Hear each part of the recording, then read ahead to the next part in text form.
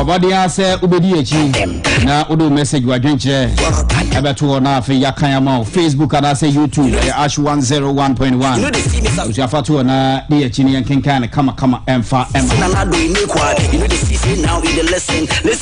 enkomo egu apono so doso ebenya adaje so ne ahwe ni nyina abra bedwafo be kam insana afi atrase edidi nkomo the new patriotic party NPP amanyuku no so no ebehwe ne yakam nsem yedi mu nkomo sanse kanafu ana kakra bi na abatu edikan ewo NPP amanyuku mu no eno no odi ahihye so na afi wakwa akoyi enipa no baako enum na afi insia da bi ebeka say 5 gra 235 10 mu ase ebeka 5 na enu aka no akwakope ba bi ahome sanse sana party ni hihye ne constitution etie hwanum na ewuram hwanum ene efrimu campaign say yetesen emu nkomodi o ha ebedi bebre ni ahwe Bank of Ghana so na watwi mom ne donkuma no so maboka de na amu aboka ene nsam no bebre yebehwe didi nkomo whole lot of issues and go yapono so now we will also be crossing borders na yako he in neighboring counties ahodwa eno so no ko ni niema ECOWAS aginesia wo mo peso musi no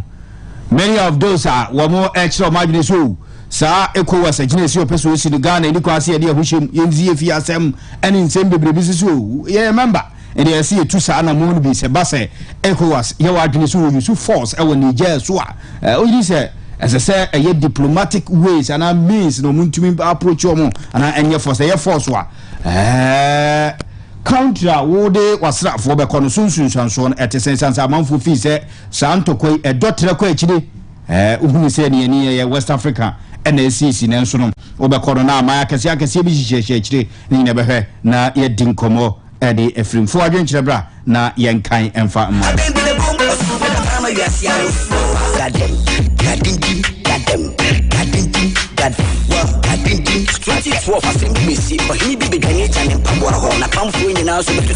the voice of the people which is them out. Okay, Diabushia Yanko na ofedi kan mene Dr. Nicholas Oda Happy Family Carpenter Therapy Hospital. Eni enkomo e hasanse ye kwa ye be nyina ya pomde ye twale taw ere flo na afemi ya bedwafo etimi edidi din komenti yiwasum sanse enkomo ha papa yenim se honorable Alan Kojo Chamante so wa santemante mu ha wo ba prosign and campaign esi etie so far wonma amanfo susu mbetimi edin kunuma ru first 5 million ade do bia campaign o intensify ni pa na hwanom ene e ba be ka ho ebisi o tere ni di enim dada ebisi tere ni di enim dada bare ya bato ba dodo on sa no work anti 2 no hwan no ba be ka ho na nyina so ebehwe na ya ba be din komo ede afa ho. Okay doc akwaba ye nwa kojo na ho ye e pa sho ogbada da Roman pa sho nso ye o nyame adom bibia e boko nyame asepa ehia ya che enokre o do che ni butu ti se dia na ne ayaresa ni piesa ya dao o cha sie kojo so ya dao pa the only thing aka ne se o shaba untimi ni so no that's the only thing aka kojo na boche na me de ma wa me ni so ya ka kire me okay ka cha etifu ti na do mu se ma shobo na ye be wi about 714 ye be wi okay na ka boche kro e da che pa che yo doc na na mi twam wo mo ho no dabi na ayi MPP mpenufo yo mababa ni bina na begu anim ho bebre na mo ye conference ana se campaign nkwa na nkrofo be bone sa no campaign wa nani bo nkrofo ji campaign na tumu ana no misimi twam wo mi me nam kwa mo highways no so ma so no pa sa lungulungu ni ana de na ehye ho na se mi krom ha de be bia ni na so yes training tia na no ni di fu bi nanti o se o so bi si bi krom ha na so e dai o David o se ha be bia me fa ka nwura ha da ba o nwura na me se a me de tukro bia se a me bia me fa ka nwura da se me duro na me yira na temu da na eba bua be bia mu lugu o me gua ho ko akire o nyina be bi o kra ma dapen me na me ka kire o sa Dr. Nicholas Urada Happy Family Carpenter Therapy Hospital nano. Doc na mi sa we ni hwade ene be na be ma nipa bebre abodom pima ba gu ho sa so mbe bo carpenter bi ara die na wo carpenter dey ya kojo mamicha yetiefo nyina mecha obibi aba HFM so nwumre mecha HFM so dwuma ifo nyina nso kojo mamicha me wife nso ya wotio pa me cham request nyina so ya kojo de be ma say en na wotiase obi otiase bi ya body as say me Yankopa no ma da so tiase bi so ye cap ni say kojo ye home from abone ko yemu da bia wo na ye nom ye didi so ho da bia me ka say ya wo beto asase so a otwen frama na wapedi obenuma ko mu na wapedi obedi so ida ko mu cause na be mo atanase kojo de wo ye no so anu so de awe no be bro because brodi kra ball computer no na say ball virus ato so yes said be ya be da no antivirus so nyesika entia enti kojo said ye wa kasa no te ho a obehu se oya ha obehu se onyare na honti no so peso be ya da ho ma yare agu anu mas yare be you afri wodofuo mu yare be you afri wobusiafo mu no na mfo mu dia je so ye carpet kojo cause carpet no na ebebuo amawayi emuja finye wo system no mu eflo kojo ene de me ma ye nyina yesu ade kojo so ma abo preko oh yes de oye no fin bebrebe no abo preko on se snake e bite no se wo e ka no a on se poison intimi nkum preko cha no mukeka di ntia sadia na se di ntia obi sa de mi se bia fat na dor na bro so nti na bia entimi no yes sadia no a wo preko no mu nti no ado na bro so nti na poison bia entimi no poison e di entimi no na kojo tio oyale on o pressure obi wo diabetes obi wo kidney problem obi wo lungs problem obi wo cardio problem siwo hu obi wo sisi yare obi wo kotodwe ni ade ni sisi na chidompe na 33 ni tia ni yakojo na o system no kojo toses abem efinya bom si ade adolo amaman afono wo siwo hu amaman wo o system ni makojo be na ma dura betuma yadwuma difficult yes na so ban numa san gu ade na so fi so enti because say anu man wo system mu nti onuma dura na kopem akiri so enti mi edon kwantimi nyadwuma se de ka edon pese ka nyadwuma no enti because say wo system no sadia dolly emuja fi wo moja mu efien kasa efin sabi sorry to say efien kasa wo e de wo mu e system no enti basa na edon na wo no no e be na yadwuma enti na me se preko abo wo ka no a enti de kwasa sadia ni ntia enti o tie mi na o site treaty no yese koto bibi me chafa no na huru moja ma no ma me ka choro be no akeka be kwa akekọ I see kanom 2 bottle 3 bottle akekọ amuse ke de because I didn't dollar no and yes I do ne betime de ana ne sa ade no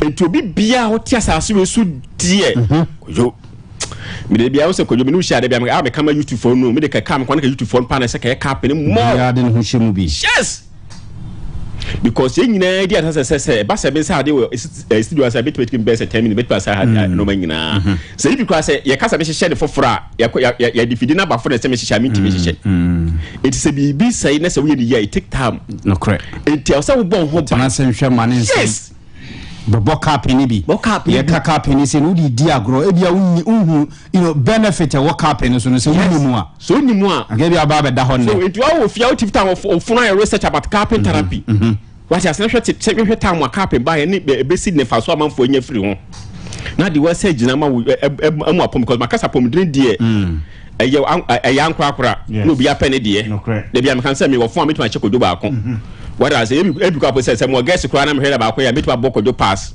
ba ma honde de ko yimti fa mi ma wo what I say anti wa o tie mi so no mi ti fa ma honde say bi ma wo say je konkran ba na ba de ma de abrɛ mi de bi ma ta de metumi bia wo de hya wo nsem yes ba wo de ho ban enti say de be ya wo do yare ni timi endokro wo to fam no yare ntimi mu anu ma se no kojo ba bo ka pe ni bi wa o tie bo ka pe ni bi yo kwa mu highway sugo Josu road kwa mu highway so be of organizers sa junction so pen no wa na happy family carpenter therapy no jewo eti wa wutie mi na wo di yare chinchina kojo unya results ne de makacho se sade dole wa emu na benum no entimi nya adwuma itam de aboa preko no aboa wo ye fato ho no se wo koka preko a enye ne hwe ne preko ne hwe o na say o na nkasa wa say ne bro ne dada was o wori ni kwa nkoka no kwa bia kwa de bro no reserve de ade foforo what ma say nti so so nu ma dro nu aka hu say enam say omoja ne fia be ma sade na mama ya dokru nti no me say ma me papa ya dro ni nya djuma unless why a carpenter enti nipa kwa de ke ni kwa sa wo tran say me yare ansa ma hwe happy family carpet therapy hospital kira kwan o se kebra no bia office ten ye de ya huru mo janye yi sa fini nyina ba bontene carpet no so ye nyi to ho e ma nka sa bia ye wa to ho amodi wosum ye ho wadi wan week de bia hwe wa na kodwunu akofie okọ okuta car betuma drive akọ bia adana ye carpet watuma betuma akọ adwuma Watching as a cap in inside fetty back as a beer, Minuma do a mere cap, me sorry, me a cap, ye, my dad was having to be sorry, there be. Yeah, now, let's say one answer as an instant resource. What must say? It will tell me number. Okay, number is 0272. Your doctor number is 0272 31 49 50 0272 31 49 50. Patron number to me, no say your WhatsApp number, so I say 0593 33 68 30 0593 33 68 30. Yes. Last number 13 questions your WhatsApp number and to meet massive. Okay. Freyen you just so calm highway so. Branabe carpin be. Carpin I can could. Me see and one said never so power. Could you? Na ma ama my say won't miss see akojo. Won we are ready edibin padua. So to let's see akojo ya rea ho do we asem nyina otimi nya bi. So won't no mo jani ntimi die fusani wo mu. Ya de wo wi asem nyina akojo otimi nya sa ya we ni bi. Doc na so hu so ho be ka che so no ntini mu nsida. Ena ni ntini mu so nsida. Eti die ntini ese sa ni pa no be bo carpin. Kojo obi a wodidi. Makasa carpin no. Ma che ni pa so ye carpin. Obi a ho memframa. Wodidi. Onom. Na hele ne ho bia because ni pe bia wa asase susu di ehome mframa enti so fast out bia se ko do wudidi ohome mframa wo nom ne die oso ye carpet wetimenya yes ni musisi ni bi akojo na me no pie fra bontene se ye ma bontan futuro mframa ehome bi nye futuro bi nye ka wusi no kre what must say obu kwa pound on the musi kwa rohera koto no atwe na meboa obu su da twe la ko gu no de wade ni hune wade pia no watwe akonimu okay what must say etidi nyina ye jade what must say onkomi udidi da bia me se jade ye yankasa ye lifestyle ekiti already man de man so ko ohun say obi ko to laptop mo pa brand new eba fofra virus was so virus was so David date about also usuko na virus baso because pen drive virus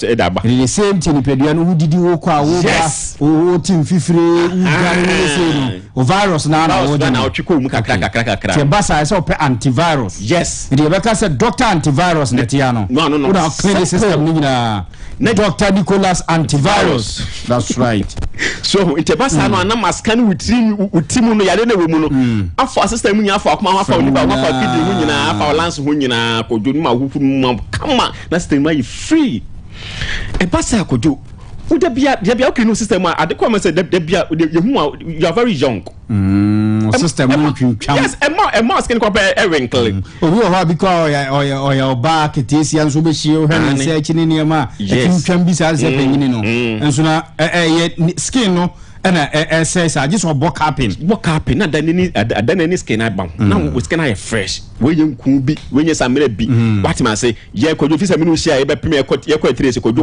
o da be pa no se me product be ba bontene carpin one ye pem de we say ye nim say endo ho aka bitu aye adwuma de endo ho aka bitu ma sisi yare ne ka be ko ba so ni pa wa temu so onu ma do no a na sisi yare na to kakra kakra bi na e dey na san sole what man say onu ma do na wachi do mpena ato kakra ma do na wuti yare na to kakra but kakra bi na san because of say o system no yare ne wo inside omu na yare ne hye enti ye ne etimi twe yare ne de epia bonten de mawo enti me de makame so ko jo mo na tata nde de o de ba ho de a obua o woni na woni beto so de ko ma woni na do bi beto so de a maji o so na tata oti fa champa boa one say mo wia wa ka so mo jira say mo wia enso na se atata na me na ya kese e hu akese e suo de jira me su fin ni mo je fin na kabo ni je boka pin ma ni na boka pin ko jo me twi no ma ni emba emu mo say me one thing about it say ko jo say me ba radio su bia me confidence pa me de kasapa because yes na de me minim say ade na me ye no so egwa nipa oba akojo me ye cap na mo na ma san de ko party bag mu fi na eba ya we na APF u body mu ba no ma chicha ma se kotoko wa ko fi kotoko ne enti me kasa wo didie mu say any tunu mu say yes de me ye no de me ye into our society treaty ya wo do say anansi a chewa wo da so de na wo say munyinya asensen nyame apata na so gba ba chiwo o to ase twetwe nyina no ye ntrimu yade what you say by be cap ni bi na mo nyina na dey e fashion mo na wo ho e dey ento na anya sa me say wa wo temi wo banu maduru enwe kema wo da mo cap ni bi obanu agusu sa number 0272 I'm so friend Dr. Nicholas amene de common see ya the see ya na wa fa phone na wo frɛ no and the bobo number ni go phone so na store no happy family 0272 31 49 50 0272 31 49 50 number to su mi no eno so ye 0593 33 68 30 0593 33 68 30 ya wakwamo highways faka eba etuso kwantempo no so usubesi wakwamo highways wo faka be se eba etuso kwantempo usubesi wakwamo highways e hwa na happy family carpenter therapy hospital ne wo ana so de ofa ye na ma wana fra kwa pa ultimi ofra de wensa pacho ha na ye yimu jafina na ha na e carpenter na no e betu se ane onyina kwan kojo obia me ka koso ene he onim say ene enwa ne edinti kojo abaya kra opeso wo kra jeso obransa na wanyawo onim sa obitimi kwa koye obitimi kwa mponi atwe be ma hunsuo ne da wo banansa na watima wo yeso asa na afanyinsen kojo seska no nyobi de benya more than 15,000 Ghana cedi suo hu enti emra no bra no bia na kojo wudi nyina ofa yare ko system ma ewiki wo system because chemicals na dosu ewe enwa ni papa chemicals na dosu enwa ni papa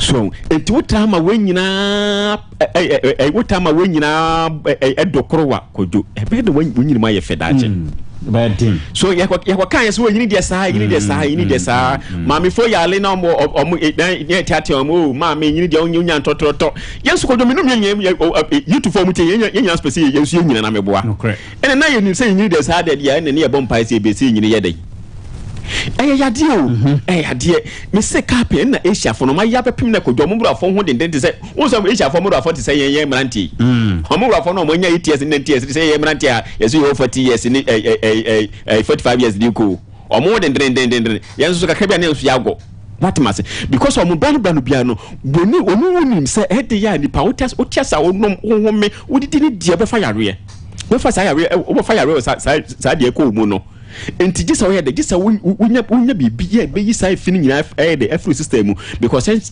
chance ye didi nkojo kwacho ba na chance mu emu ye fia wo mfa ntodwane ni da wa wutie mi so saa wa wutie mi no o chance mu ye fia wo huma sa na de wadidim enti wo yale a me sei enye duro nkwa na ma ho to tinitini ye enye duro nkwa na ba ma ho ato da se duro nkwa na ba ho ato da ma me ka yare ka ho ato da papa so jai kan so ya ka ho ato na ka usika so ye da ho ato no enti me si gisa wo ye carpenter therapy na be yi amamman mo je fin ye esisi untin mo je ntimi ne film because ntirimu sise na e dia we da hodo nyina mawo cause jade bia nso nya free mo jam diabetes mo jayale hypertension mo jayale kidney problem mo jayale fatty liver ni nyina e mo jam what ma say cause ye check ye twi mo ja ne hu yare ewom ye fa do so hu yare ewom ntim se me ka say Yusufin ani mo je fin na wo system asa so jimidi no correct na ba me ye dey ya te say washing bay for no ya bo fin nyina free mo amawo na ho ato edi sa wo yare obetima baby both sides obia but say so be boka pini bia wa hu se bibia free ni pedua num o kwa bo so mu ha kama obia wa ya cheko obia chese fi wa na mo hu se yes mu ayedu kojo me fa bi nkyere wa na dabi ya nya ne nso o de fa ba ni di me so me pese ma hu se me pese ma wa chefo no wakasa hwe na de kire mo se say ya mpasa la se me di ba ko kire na so mamon mu ato aka ba ko follow yansa na wadidi okay kojo ni o hwe so hwe yi no hwe flames no okay o kojo hwe Yeah, nyane sorry, brana bre for number no to na fe for asem ka to. Entwe nipa mu a o zo kwon maduru na be na de be pa we nipa mu a amama we je mu a zo kwon maduru na be ko ebe ko pa na pia bontan ma. I see. Kodo carpet die obi ti be bia bobi. Na one thing say kodo say na o kan hu ade kwa ewo mu ese bia se bi dia kan bia wo beba na ntisa wo hu ade kwa de how de padua na hu say yes o wani mi nanie ya che kwa mfa ma wo be je otanfo ye de kupati bag me de e dia ma wo na wakasa dia kofie carpet wo ya enka wonto ene wo ya carpet ade cha de ko adwuma sara na post na de putumi ko bia be so de ko bia swati ase eti carpet de ko ju entwan ya ria nsa so first happy family carpet therapy hospital ban de entwan so be ya ria nsa na wa ye bi bra be ye bi ene ni kire ye ko Monday to Friday say carpet Saturday dey ko your prodro eto a chambo your prodro ye ho your prodro asa massage no tree na di prodro ye de gu da semu akwaje sumu a e da secret pot so ama na hye ko ni atwe no aworo ho ama na ka bossa ye de watena da ketua bi ye de ntuma kuru hu na de ye de sema ma wu prodro titim se ni prodro ko do carpet tete adwuma okay carpet ne kan enye ne ba ye me na kwa po ewo kwa na carpet na so ho watma so mo beto carpet no mu omo oja ho enti adupu ko do enye tete say ko adupu ye tete tutu ebo a enti ko do ye Saturday bia ye prodro ye ho okay ti o kire mbo o ma ho ubetime ebo pubi o ba fa otawo bra okay eno ntoma okay yes ade nya no wo de fa otawo eno ntoma fa ka ho ye de e fa ba be prodro akasa me bro so de emu say ye de wo pro no na gro ni mpani 22 veins nim na me post no fifi de entel if you feel so wow won't say yes won't say bia emre wi aba se gina so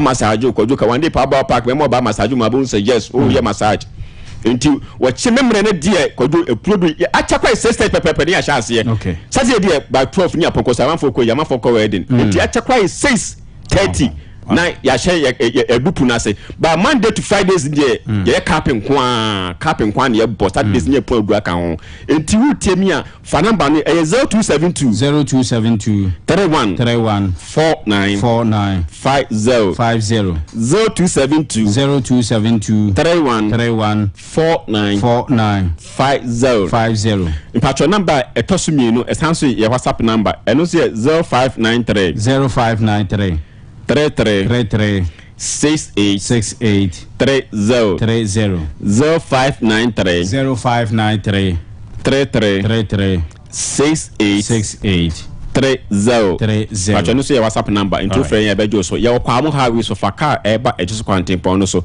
usubesu kwa mo highways bebia for organizer won patron hwa na ye adwuma happy family carpet therapy hospital yes say ya dey we enifia ebusuya energy ko jobi das pa ya ko chira men so me da se bibiri Dr. Nicholas ana watene kan ash 101.1 era busuya waso egusu awutie no enti ya bepema ko yenim enchabedwafo tenase na enkomo edoso ya boaboa no yehwe na ere egu ho ama enye fidie ni firi a sansenne ensem ho pa se hwe na yetimi ekasa efa ho de yachi na onsofo adwenkyere ebra na afi yentimi enkenkama ntubetimi akọ Facebook and say YouTube na odo adwenkyere aba na yenya adaje akenkan kama nkomon kakra bill no so hye eniti yefa na kakra na yatete ede efiri ho obanya me na sha se din komo ya honorable Backman or political analyst and so na strategist Alan campaign odimu akotini ye papa ene me no ebe hyase na yetimi edidin komo na yahwe ensema hodo osema ka cho se NPP amanyoku no won mo hwe so bako akoto aba eyi enipa ba ko begba be di amanyoku no enima bo akopre tumi 2024 breaking the age slogan NPP ede atudwa se bebem se mbem ni nyina be gina kandinia ono ene be di party ni na afei party ni kabemu a womo ebetumi aye eno na bema breaking the 18 aba so anase emma so Ira Backman memo wakwaba yenia boko de nyame na adom bibia boko yeda nyame ase so far yan chase sei na enin komo no emra mi se MPP amanyoku no kakra ohe days aka na 11th August and abato so ye 26 August the days aka na shada no so be 14-15 days bi na MPP amanyoku kwa akoto aba we can miss as a political strategist ne ye kan ho ohe so far road NPP nam so kona o assess ne ma ne ma te sansa na ba o campaign ka say dinkomo edikan maminchia otiefo ane asanteman ane unjuma omo amono woni wo me ejuma wo mchie obi biara enyubre 01.1 like I say so good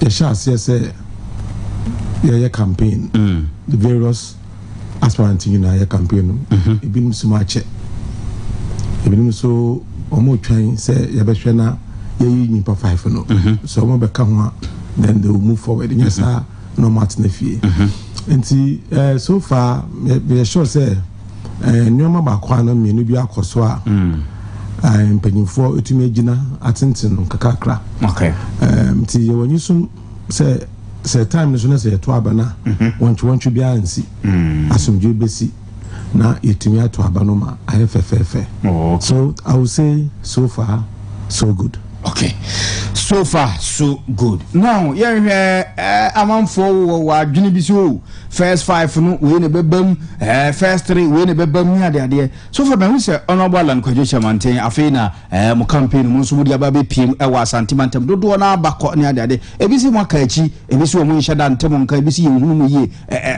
grounds to sing Kwadwo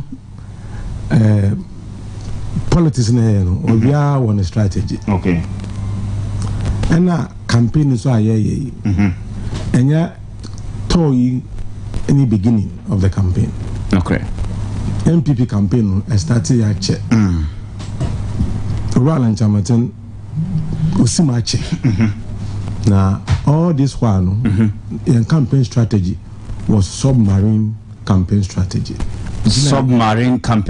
na mo use yes ntina yenye de bebre no sa strategy na te say me result mu kakra so that obi a on team ase na bete de mo ye na se let me keep my strategy to my chest. Oh, okay. But I just give you the name. But as to the comedy, let's leave it here because I don't have to share. Some expose strategy na manko for etimi ehunu. But strategy a mo de ba mo mpese ye behunu ani ade no. Yield result ana say mo ye ne sa. Who say Roland Chamanten? Wa Great Accra. Okay. Waye Volta region, waye Uti region, Sisiano waye Ashanti region. So what do we need? So if you have been following the campaign, when we say the kind of reception, response from the grassroots, and the just strategy it did to a long time ago. I feel that results already. Okay, and they say so Odu baby when we say already our connection with the grassroots. Okay. Because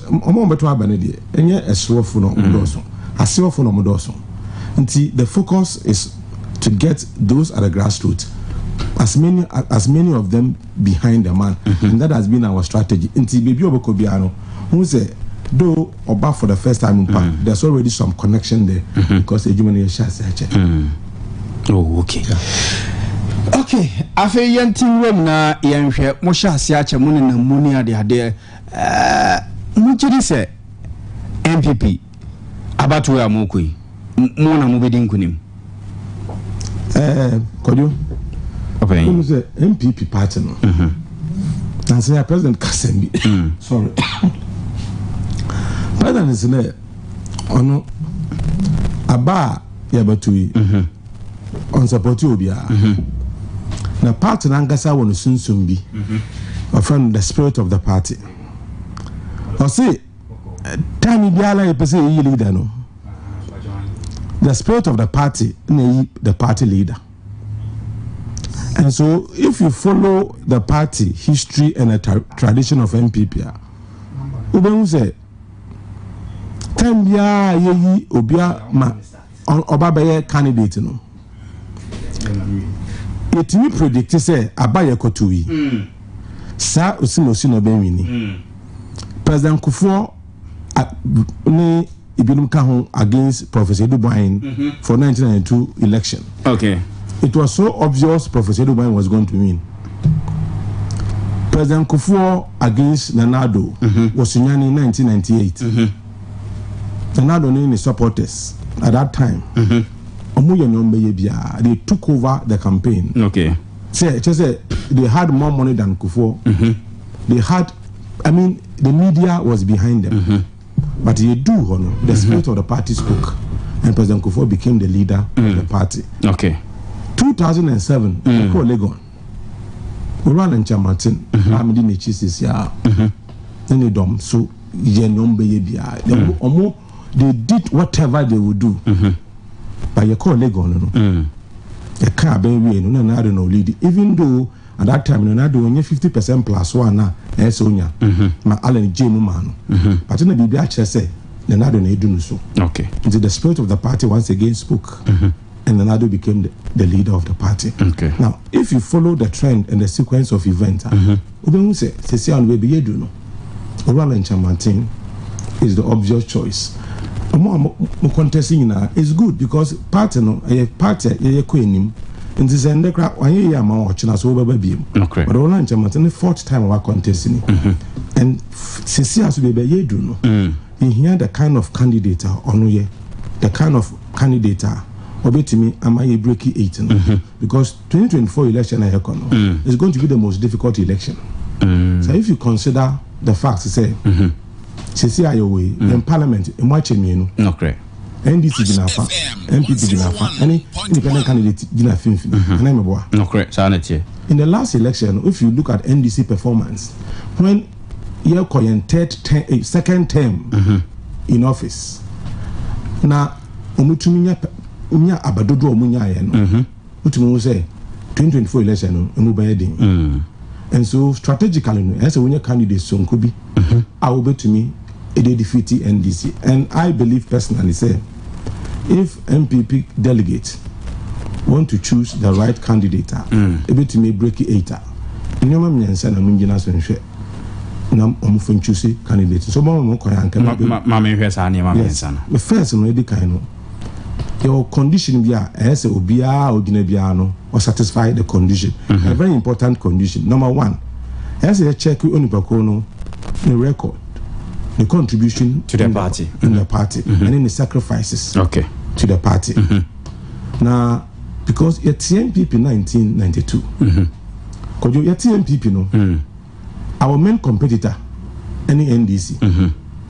The NDC no, you want fee. PNDC abemu nti you started in 1992 constitution no a be democracy no na NDC omo take for start okay o say e to me kan yan bombe na we was start because that time no NDC because omo abemu no they had all the structures because they had the regional ministers they had district chief executives they had cadres they had 31st December women movement. And so you ever started 1992 no you shall say a Dankwa club na here meetings or secret meetings kakakra na the bar you quay anymore na the bar na the bar 1992 the Betty MPP at that time you know NDC only national state resources na the financing NDC but the MPP they started in this career nti mbabunu bi na omo ka omo bo mu say omo begina behind the party. Okay. So they came together omo de musika boom for the first time party office kra yenya as national headquarters of the party. No yenyi bi.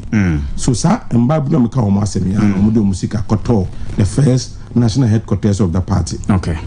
Yes, no Professor Dubois on June 1992 no as a onyak capable between elections. So sai mbabunu young men at that time no mo do musika koto or car edema Professor Dubois na or the campaign. Sa group of people no and no finance party na at win power. The year 2000. It been so boy but they played a very pivotal role in the party from 1992 till we won power in the year 2000. Na sa mbabunu omo an omo bi makotempa obekai late Kojo Banredu former finance minister with Ashanti regional no secretary of a group on young executive forum no secretary Ora Kandapa Sisiala or national security minister no a member late Kori Kashiga, so what's in it? He was also a member. Honorable Kwame Batters was a member. Kobne Japan was a member. Joe Gatti was a member. Former national chairman of the party, Mr. Peter McMenu, was a member, and more others. Madam Sisada Pakwa and there, no about Semia Onukwa was a member. These are the people. Omudo Musika. No, Omu chairman at that time was Alan Chamanzi. So he Young Executive Forum. No? So he was the chairman of the Young Executive Forum. Okay. It is Edina Kasaka Sema Bogina. Oh no. Oh yeah, chairman now. Oshoma Nyoma Koyi. And I'm saying that these are the group. Omujina President Kufuichi at that time. No, my yetimi win the power for the first time. And I'm saying that say person who so obia sacrifice my party from the beginning now. In my party no, na party no, and ya corners let's see ababa ya corner no. Omo mujina my party no. If so obisi or person and the odi party anymore, we should go back and consider those people because 92 new people go to the tip, new people in this needs to be party be brave by 92, but party far good because omo nya akogodro for omo nya conform selfless leaders or musika a share party so some party for na egu but MPP dey go because at that time no yenya obinu mo gina supportive party and I'm saying that Obalan Chamanten was the chairman of Young Executive Forum, a group of people no more dreamer party no so the omusika na ye party no and I'm saying that his contribution to the party no is fantastic. I mean we say Upobia 92 abo MPP part to data na wo kan and I'm saying that a very necessary condition. The second point in say ye obi ma wa be president. Nti another factor yes say yes the competence. Okay. Or a competent person. Yes the credibility.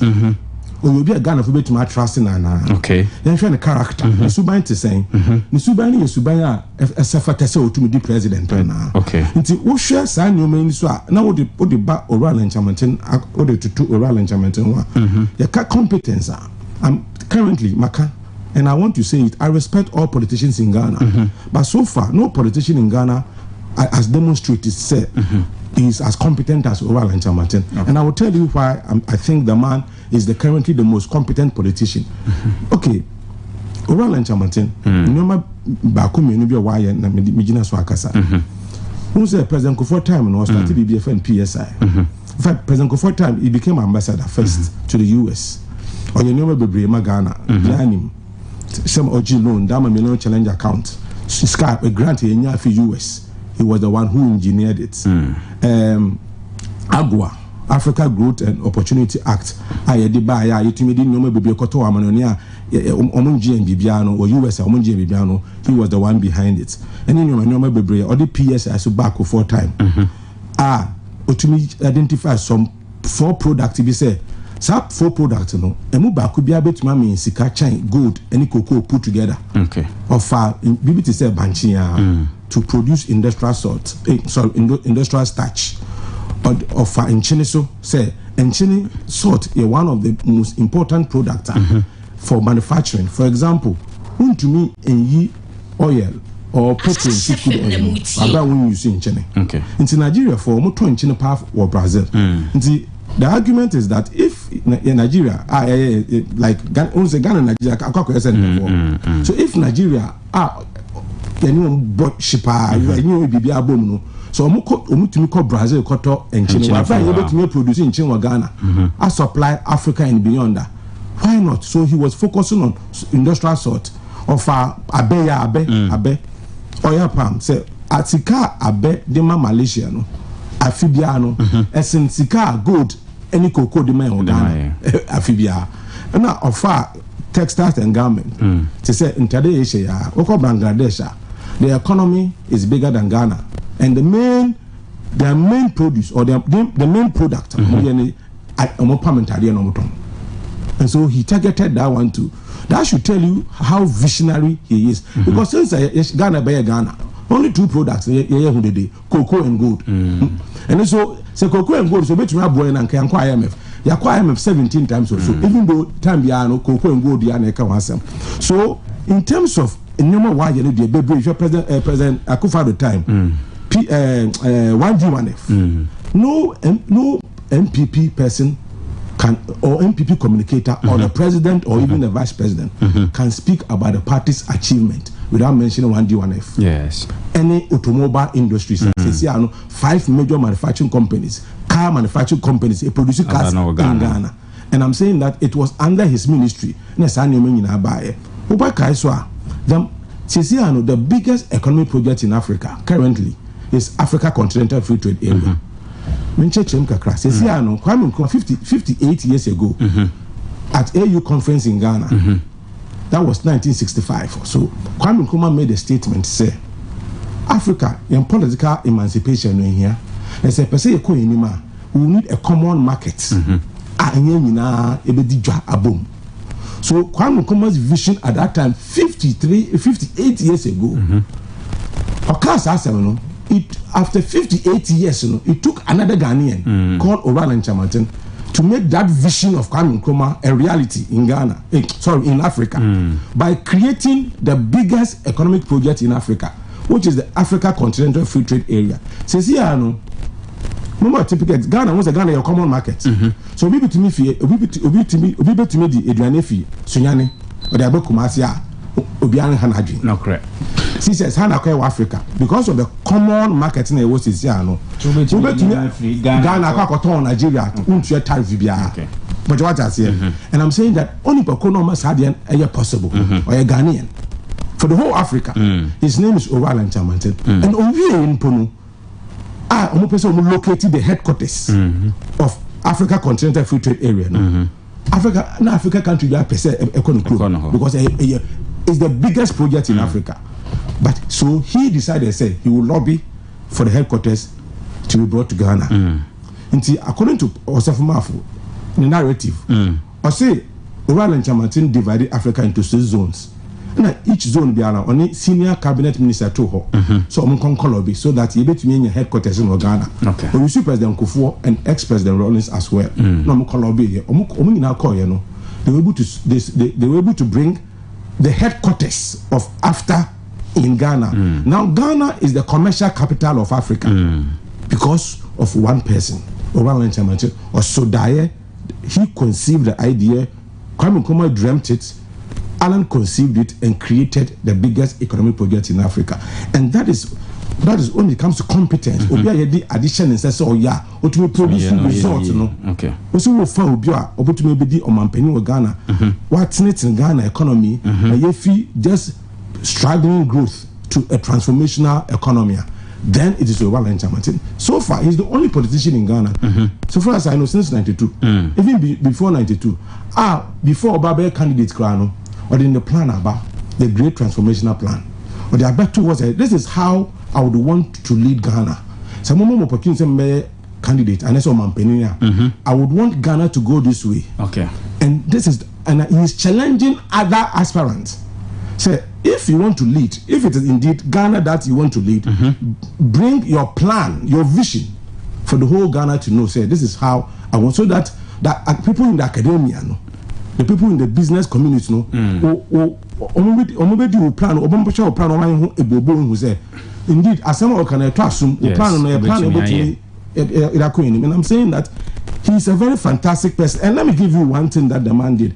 He said, I'm still talking about competence. In the 90s, early 90s, or the BB by friend Empretech. Empretech, company bia institution bia establish Empretech no go be njuma kase atese o Ghana. Okay. Nti Empretech, most of the big companies you see in Ghana today, for Empretech, they came through Empretech. Kasaprako ni other companies in Ghana kase ya. Now Kasaprako is an international company. You know that. All of them passed through Empretech. So before Alan became a politician, Empretech no is so successful in Ghana that UNDP, United Nations, so they changed its form from Empretech to Enterprise Africa. So almost say, okay, Papa, in your man when you're Ghana, I so successful, no? The same thing like other African countries. So the same person, Alan Chamantin, was establishing factories, companies, businesses in all of Africa under UNDP program. And I'm saying that should tell you how competent the man is. And in 1994, when the whole world, they wanted 100 people, best 100 people in the whole world, in 1994, not in Ghana, not in Africa, in the whole world. So, yes, omo low to be no more 100 omo check obiani juma waye say obi to influence with generation, obi to influence with continent, because they wanted leaders who will lead the next millennium. So they picked 100 people in the whole world, and when they picked the 100 people, the first name that came was Bill Gates, who was once the richest man in the world. On the computer they buy Mr. Alan Martin from Ghana. So even in 1994, when the whole world was looking for 100 people, his name was among the best. And if you have such a person in your country who is still performing, there's no worker. And if he's still performing and you want the president to change your economy, Alan Martin is the best. Then over credibility and in the character, Obiani Morgana, he's one politician for the past 31 years or 32 years. It will be difficult for you to point negative finger at him, say he's corrupt, or kasaba sabesa,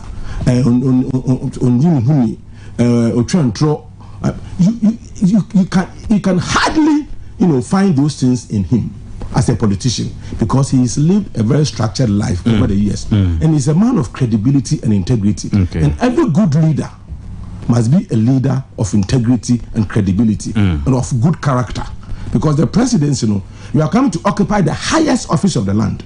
So you must possess certain qualities. I bet you say, because you are not just come to manage some one or two businesses. You are coming to manage the whole country, and so you should have what it takes to be able to manage. And I'm saying that Oran Chamate stands out. But the most important factor I've always said is, you can be the number one contributor to the party. You can be the most competent person. But if you are not marketable, you can't be a good candidate. Okay.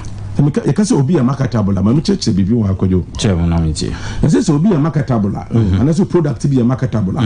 Just a product, so what on a but a general market or beton woman chain product. Okay. Me church them kakra bio. And menka protocols we match them. Menka brof we match them. I say marketability of any product depends more on the nature of the market in which the product will be sold than the quality of the product itself. Okay. See, a typical example say pork. Say pork. What pork or Germany, for example, because Germany pork a delicacy. For pork power Germany. The same pork Saudi Arabia a haram. Okay.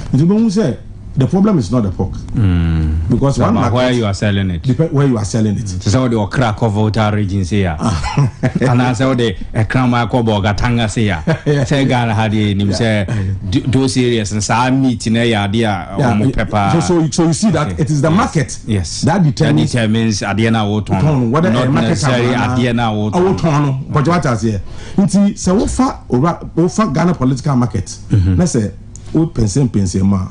Ube say MPP nankasa no kojo a production unit. Every 4 years you produce candidate na Tom Ghana for. Thank you. So you produce candidate Tom Ghana for na Ghana for turn on me into me. What I say? Until time bia no say you produce candidate. Yes say because you produce akwakoton adwom nti. Time bia say you focus more on adwom than the candidates. Okay. If you listen to the argument and go for maker, all the arguments are about the candidate, forgetting that after selecting him, you take him to a market. So why are you not talking about the market? Because sometimes because my tree is not like fancy. You see, market determines what to produce. But what I say? Yes. And if I should speak fancy, Igwa no chere as that eton. Okay. Nti enshow dem na enye ma epe na enkwankoton wa abo anu dem nkofo ntone by force. Ma yenye de first eco market no do and I check market no okay I market analysis survey to know the market per the nature of this market no e be na azina motana nkofo woboto. Now if you look at Ghana political market, that is why I do political market analysis. If you look at Ghana political market, there are 5 things which me account for Ghana political market. A market a very competitive market. So competitive say the share 1992 as no NDC winning 4 times, NPP winning 4 times. We are about to complete our 4 times. But what I say, so that should tell you say market no a more day. Already my catch was saying if you consider the last election, the results are by parliament may sue parliament, even the speaker of parliament issue and all that. That should give you signal. I say we are not going to joke in 2024. NDC they call as not by election. You see, should tell us say they are ready to battle with us in 2024. And so in such election, you don't go with a weak candidate. You don't go with a weak candidate, and you don't go with a weak strategy. You should go with your best if you want to break the 8. So, one, the market is competitive. Now, another thing, important thing is say, who you candidate kwa kotona? There's a competitor. A friend John Mahama. Who is John Mahama? John Mahama, or a former president. John Mahama, or a Northerner. John Mahama, or a Christian. John Mahama or your Gonjani, John Mahama, Waware, Nigeria fee, Bono, Nigeria Akan woman, Nigeria see a Christian. So that is what John Mahama brings to the tickets of NDC. Until you know that the market now we compete in our market. So now you know your competitor. Oko market so obi say embabu no modo so market no so. Be be kwakoto candidate no. Embabu no modo so. Ghana population kojo uchema 62% youth. Yeah. In Ghana, as we speak, the major problem of Ghana is youth unemployment. Okay. Until we are party no person we candidate. Question is will be someone say. The be candidate say you say kwa koton wo dwoma. Ne say ogina platform so okasa no promise Ghana youth say me ba metime be njuba mo omonye bia ya. The youth will look at his track record. Okay. And in the credibility. No akasa man we why ye be pen. It is a true man say obedi o man penya obetime bi njuma. Okay. Obetime bi njuma me like so you see in bia ye. And it's very important because if you can get majority of the youth vote in Ghana, obetime win the election. But what I say, another point is also market as well. Emba no modoso in terms of gender, Emba only 50.7 of Ghana population. And Mbani youth is so important in politics that every political party be a youth organizer and a women organizer. So the women, you are going to sell a candidate to women. Bisaon say there be a candidate na yakwa koton wo dwanuma. Mba no ombe won bibi sonko wan ho in terms of his character, his behavior, his vision. Mama ka say me amom chamen too aba ma MPP because of the ekoso but because of this man inti meto aba ma MPP biem. And in the kind of candidate in here, and I'm saying that if you check all the things I'm talking about and you take Oral and Chamatin in terms of industrialization, Obiani Ghana has said if you mention industrialization, one name that comes up is Alan Chamatin. He's called the man of industrialization.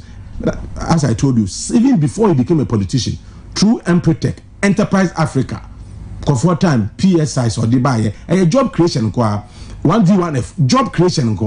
So selling him to the youth won't be a problem. Because you're a man of credibility and integrity. Until they will believe him. The women will believe him because over the years, as a trade minister, on him and Banu was special relationship. When him say Ola Martin is so far MPP candidate, every week he visit markets or enter markets. And if he enters market to who should send ya and Banu Bojin Swa, who say he has some special relationship with the women in Ghana because of his vision, his character, his behavior. Sabi, na Yakupon should send Yakupon born, no. Yes, he's a very nice man. And I'm saying that it's very important to get such a candidate to win the youth and to win the women. And the third important factor is that we can the Quacotono, a Janosono, I can't phone Modoso. I can't phone Ghana population, only 47.5. Okay. I buy a cotton, what to mean more of the account voter. In the last election, for example, could you NDC winning 9 regions, NPP winning 7 regions, 7 regions NPP winning almost 6 the account regions.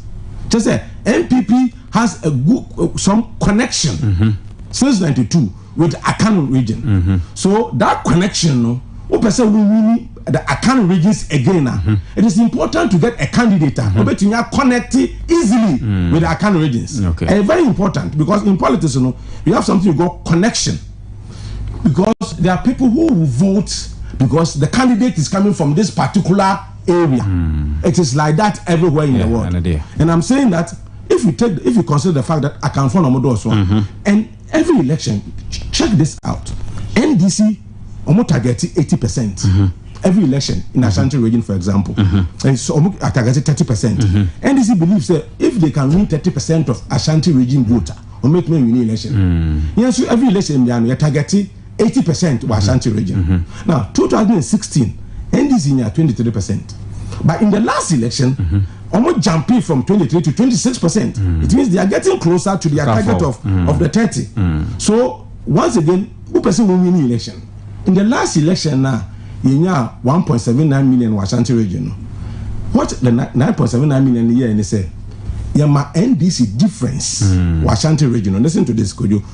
In the last election, yeah, my NDC difference of 1,142,675. Difference in my NDC Ashanti region. 1,142,675. 9 regions NDC meaning difference of Moduma on 9 regions in Inamon. 1,151,292. Check it though. One region alone, 1,142,000. The whole 9 regions are winning. Difference of Moduma 1,151,000. What's it? Ashanti region difference no fee NDC 9 region difference now. When Ashanti region alone is against 9 regions, NDC BTS with a difference of 8,617. Could you express say if in the next election you tell me a candidate Obetimi are connected very well with this region, this very important political region. Okay. Let's say you cross 2 million votes in Ashanti region, we will break the 8. Because if we can get a candidate who can give us over 2 million votes in Ashanti region, who can connect well with other Akan regions, the other Akan regions, 5 from Akan, Ashanti, and other 5. That is when we are going to get the numbers to win the election. Politics is a game of numbers. So when you are doing strategy to win election, your focus should be say, how am I going to get the numbers to win? And I'm saying that if you look at the market, if you segregate the market, which market in terms of numbers, you will see there Mba Bunu Nomodoso, Mba Nomodoso, Akanfo Nomodoso.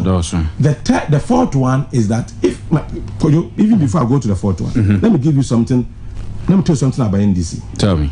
Because they are our competitors. So let me tell our MPP delegates something to know about NDC. NDC, there are 2 things, sir. You need to like them for that. Almost smartness. NDC, they are very smart. And they are very good in propaganda. That one, everybody knows it. When you say NDC 2024, my BB, Ghana for baby and for alcohol.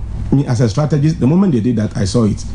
When you say in the next election, 4 regions they will decide elections, you know. Central region, Western region, Greater Accra, and the Ashanti region. These 4 regions will determine the next election. And saying this, if you look at their smartness, how reduce if you want as a minority leader, people were emotional about it. But me, when I saw it, I knew where they were going. Who said Mahama, Notna, and Emabwa. So the Northern factor in NDC is already satisfied. Yes. So they needed other regions. So they targeted swing regions. Ghana, Central region, a swing region. Western region, a swing region. So what they did was that, okay, they replaced Haruna Dusu with Atufosin from where? Central region. The deputy, Amabua, from where? Western region. So NDC is telling us that they are preparing the grounds for 2024. So now, per the appointment, they are connecting to these two regions. Say, now, Central region occupies a very important position in NDC. Now, Western region occupies important position in NDC. So with these two appointments, they are connecting with these two regions. These two swing regions. In politics, you pursue win power. You don't target your opponent regions. No, you target the swing regions. Because I want who to mean swing in your favor. Obey me win elections. And Central region, I call Central region the mystery region. Central region, Ghana politics. Since 92, candidate Benya majority of the presidential vote in Central region. Only the president of Ghana. Yeah. Since 92, I mean, nothing has changed. In the last election, for example, we lost so many seats in Central region. Yeah. We NDC were by I think four. We lost all of them to NDC, but the other one with 74,000 difference, and he's the president of Ghana. Yeah. So in the next election, your target is you shouldn't lose Central region. You shouldn't lose, and you say you lose Central and Western. So we need a candidate that connect easily with these regions. And I'm saying that if you take Oral and Chamantin and you sell him in the Ashanti region here, he can help us to cross over 2 million votes. If you take him to Central region, because of his connection to the region, Oral and Chamantin, ne Mami Papa fi Elmina, okay, the coastal area, okay. And he speaks pure Fanti and pure tree. And politics will be different connection. One of the way we connect in politics is through language. Say you could talk Oral and Chamantin Central region and Western, which is predominantly Fantis. He can easily connect because of his Elmina background. He can easily connect with these two twin regions, Central and Western. And he can connect easily with them. Win us these two regions, win us Ashanti region over 2 million votes, and they call Greater Accra. Over Greater Accra, there's a major problem of unemployment there because Obia Area School, no so per se, only a Juma or So, but a Juma in USA. There's a problem of unemployment, but because Alan has been a solution to unemployment all his life. Just say the baby in Juma. Obana said, Otumi demonstrated to the youth in Greater Accra. Say, me ba me to me be in Juma money be your Greater Accra. He can easily win the youth in Greater Accra. So Greater Accra can fall for us. Ashanti region there we are going to win, but we don't just have to win. We need to win with bigger margin. About your cross over 2 million votes. If we can win Ashanti Central region and we can win Western region, East India you able to win. Fortunately for us, the wife, the incoming first lady, is from Eastern region. Alan's wife is from Eastern region. So Akunta Samson Webem, because there's a person in a first lady as a region. So our vote in Eastern region can even go higher than in last. And that's able to maintain it will be good for us. And I'm saying that if we can sell Oral and Chamantin, and he can give us majority of the women votes, majority of the youth votes, majority of the Christian votes, because Ghana population, Kojo, Uchema, no 71.2%, only a Christian for. And this candidate, Mahama, a one or a Christian. So you candidate, we need to consider all those factors. Say, one is against John Mahama. We to majority of the Christian vote. Because I buy to say to me majority, if a group of people only 71.2%, no to me majority of that people we win elections. And I'm saying that against John Mahama, if you present Oral and Chamantin, because of the way he has led his life, I catch over 30 years in politics, and it is difficult to name any negative thing about him. He has lived a life which is well structured and well lived, and so selling him to the Christian community won't be difficult. And I'm saying that it is better to sell somebody like that against John Mahama. And I've always, you see this analogy. Say, could you mean you call monkey hunting. You see, you call monkey. Fantasy call it ado. I'm not friend ado. Okay, you see, you call coach and or forest. Into competition, I call a very important competition. You see, what about match and you know, Casabia and Obey into rules in the say. Ya kono mo obi an shooti ndue no obi an use weapon no from beti on from dada ndue no nche omo so ya ma apple any banana okay say choose one as your weapon kojo na me no na contest na me fa banana as my weapon say me say ndue de say me the banana kwa betimi a chikase na ebegina wo so say wo so fa baako apple any banana for emu baako say woni me ba ba contest me pa ocho ti ni ye pa me ti o pa which of the two weapons na obefa ama me nya advantage bi wo so but what I say because me for banana some they call forest na pochin look also apple any banana to choose one could you una obi some question time we dey me be say me for banana say me fe aduane anu ne pe no eno na me de be ko na so ne banana entina me ka say our main opponent John Mahama is coming from the largest community in Ghana which is the Christian community question maybe say me say would it be advisable to choose a candidate outside this community or you have to choose a candidate inside the community. Same time, maybe sir, question is what to Nigeria election and say something happened there. Who's in Nigeria opposition party say NDC, a friend PDP in Nigeria. Candidate first. Our candidate was Atiku Abubakar. He was a Muslim from the north. And so you know, na Koba say APC ruling government is MPP. As almost candidate. Into Koba said the president Buhari was supporting his vice president, who was Professor Yemi Osinbajo. But the APC delegates who said no. Look at Nigeria, the political market in Nigeria is dominated by the Muslims. Okay. So the delegates realized that no, opponents a Muslim from the north. See the vice president, they can get religious advantage over us. What they did was that in the south now. Christian for those, they still pick a Muslim, which was Tinubu, Bola Tinubu. So they picked Tinubu. When they picked Tinubu, and now Peter Obi Subaye, listen to this, right? And Peter Obi Subaye, Ntebaye Atiku, Tinubu, and Obi. Now Koba say, Obi are the running mates. Into Atiku from the north, but fact Christian vice president from south. Obi from south as a Christian, or not Kofa. A Muslim running mate. And Koba said, Tinubu Sufa, the running mate. Tinubu realized that, and that's very smart. That's what I'm saying. Politics is a game of strategy. Yeah. What Tinubu did was that, okay, Nigeria politics is dominated by the Muslims. Now, if you go to Nigeria, in terms of ethnicity, Hausa for me, 25%. And now Yoruba for 21%. Tinubu is a Yoruba man and a Muslim. So he needed the Hausa vote as well. Yeah. So instead of picking a Christian candidate, which has been a tradition of the party, she went up north and picked a Muslim.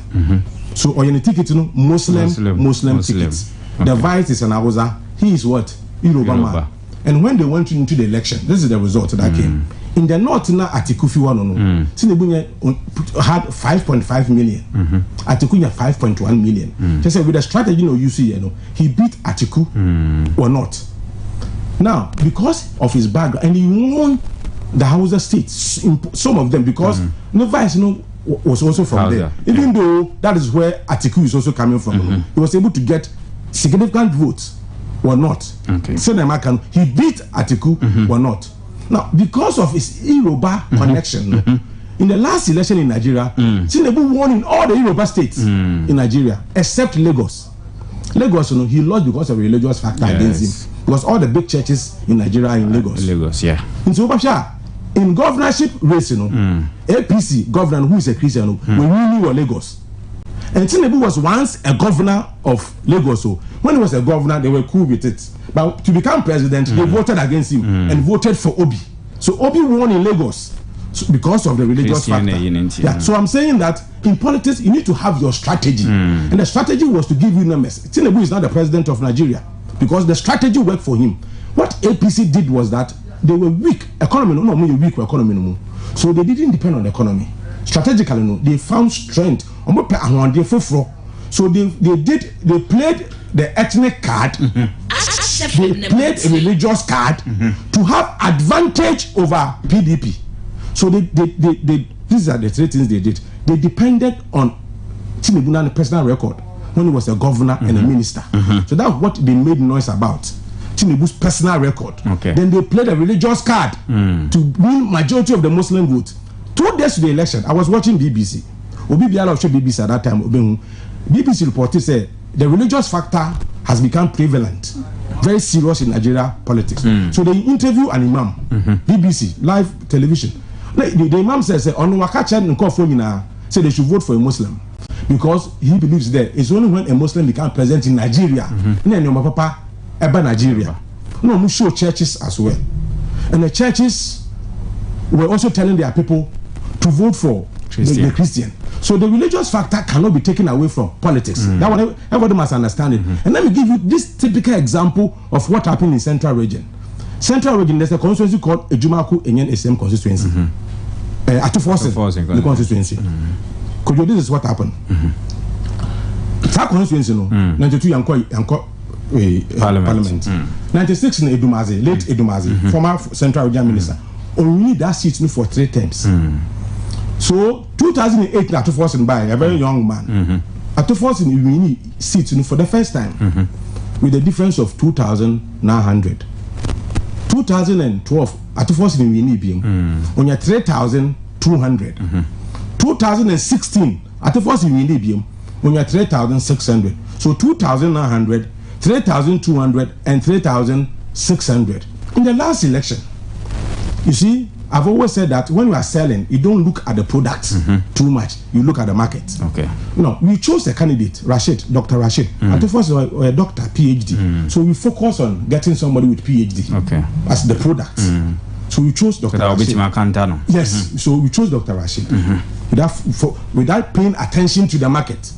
About 80% of them are Christians. And at first, because of the way he was causing troubles in Parliament, it became a special project. So every big man in MPP in the last election went to Ejumako to campaign. Check the record. You can ask anybody. Just name every big man in MPP. He went to Ejumako. The kind of resources they create Ejumako, it being Sida was Central Region. For the first time, we were even doing work and pay, work and pay. BBI SAAB to at first in the Then at first in NDC realized they were going to lose the election. Was a keep fit kura and no help to work kwa and dumb. So NDC now played the religious card against Rashid. And so they were going to the villages with their propaganda, religious propaganda, like the way they did in Asenot about LGBT. So they were doing the same thing in Jumako. And you know what? This is the result that came. Kojo, I want to go back to 2008 so that you get the difference well. 2008, BTN with the difference of Atuforsin 2,900. Na ba Suruba 3,200. Na ba Suruba 3,600. In the last election, Atuforsin beat us with a difference of 11,000. Kojo. Check, and whatever I'm saying, you can check on the net. 11,000 difference. And I'm saying that we are playing a game with a party called NDC. Specialist in propaganda. If we are playing with NDC, don't give them opportunity to do propaganda. When they do it, they will finish you. Not. I was there. NDC, I say not MPP Twiska. NDC Twiska. NDC won with 2 strategies. Propaganda first and consolidation. Propaganda and they say, audio, CC Castle, the FM stations, and lies in town. Say, MPP, here only one more MP in Parliament. Near to me, pass LGBTQ law. No. And after so, you have to Ghana a Japadie. And you know, account. So, they don't target the city so. They target the remote areas, and they were playing it. Because there's a Glory FM or New Bibiase. Make a program once I make a seminar. Now your community, make a program to your community to Jose Yeti. And as Yeti, for 2 hours they were playing that particular audio with that FM station. And this is the party we are playing with. And I'm saying that what they did to us all, constituency, if you give them the opportunity, they will finish us in the national election, because they will not target the city where you can explain and rebut. They will go to remote areas and put up their propaganda machines and begin to work. This is a pattern. Even when we bought free SHS, they were able to make propaganda out of it. Remember? So when you are playing with NDC, you have to smart. We are very, very smart. Now I'm saying that let's not feed them with propaganda. Opportunity that will give them propaganda. Let's starve them. So if they're not able to do propaganda, they are finished, because they don't have message. But the thing is, in the last election, maybe so. What was Muhammad's message? You can't remember, because he didn't have any message. But because of propaganda, they were able to force the elections to the extent that they are second round. Parliament, so you are playing with a party that has always been smart. I've told you what they have done. They changed how they do so for a reason. After forcing from Central Region, let me tell you, Mahama is likely he's not going to bring the woman again, because now he has satisfied the Central Region with after forcing. Yeah. So he may choose a candidate from Ashanti region. So our attention must go to Ashanti region and make sure that we present a candidate that can give us over 2 million votes in Ashanti region. Win Greater Accra, win Central and Western region, and we will break the 8. Politics is a strategy. APC, they've shown the way. They rejected the president's choice, which was the vice president, professor. He was a professor. Yes. If you put Tinubu and the professor on the scale, yes, you will say that professor is far ahead of Tinubu. But I told you that productivity, marketability of a product depends more on the marketer over than the product itself. So they sold Tinubu in Nigerian market to win election ahead of the professor. The professor was younger. The professor was more sharper, intelligent. But the market was not just good for him. So Nigerians, APC, they've shown us the way. And Nigeria and Ghana, they are like twins. Tell me, because who's a twins, you know? Nigeria and Ghana, it's a twins. They were on the same day. Papa no far, Bako far. Now, my minister far, Bako far. Because Nigeria and Ghana, especially politically, they are the same. Who say Jollof, Nigeria Jollof, Ghana Jollof, football, Ghana Nigeria, Ghana music. In early 2000, Obasanjo and Kufuor, they were president at the same time. All of them. 8 years, yes, 8 years, no. Obasanjo, Goodluck Jonathan also said, Professor Mr. also said, Kufuor. Now we work on your okay. Yeah, Obia Vice in a better take over. Obia Vice, one temper. Obia Vice called at Temson, Buhari. Nanado nebai. Buhari 8 years. Nanado betray 8 years. Buhari party break 8 on Nigeria. Likely says someone you also break the 8. Yes, and go and copy what they did. Do you get the point? There's no need to reinvent the wheel when the strategy is workable. So go and check their strategy, because the same. That's what I'm saying. It's like twins. Economy in Nigeria was not good when they were going to the election. Ghana economy, even though we are praying that it will be better, at the current state, it is not what all of us want. So there's that similarity. So if you want to win election, Uko baby, no one so minimum chairman. Let's copy the strategy against NDC. I believe that if you present somebody like Oral Chamantin against John Mahama on personal record, I've told you what Alan Chamantin. Alan is not local champion. Africa here. Go to every part of Africa and mention the name Alan Chamantin. Continental Free Trade Area. Alan Chamantin's brainchild. He has worked with the United Nations the world over. Some time ago, WTO, World Trade Organization, which is the third powerful body, apart from World Bank and IMF, the third powerful body, the WTO. The whole Africa, your candidate was Alan Chamantin to become the director of WTO, the whole world. But I'll call so that should tell you how quality the man is. And I'm saying that if you present him as a party, we can break the 8. You can break it. Ash 101.1 and Wasukuso Tino. Honorable E.G. Bachman, a political analyst and strategist. Alan campaign team in anything common. Obibi and Yemeni Suna, Yesunadia, so Umi Papa. Before Ebeke Kana, Fiyaka baby, any other denamne, other teams were shani editing common. Well, boss, so I'm for say, year 2024 election strategy, no, I can be focused on job, ejuma.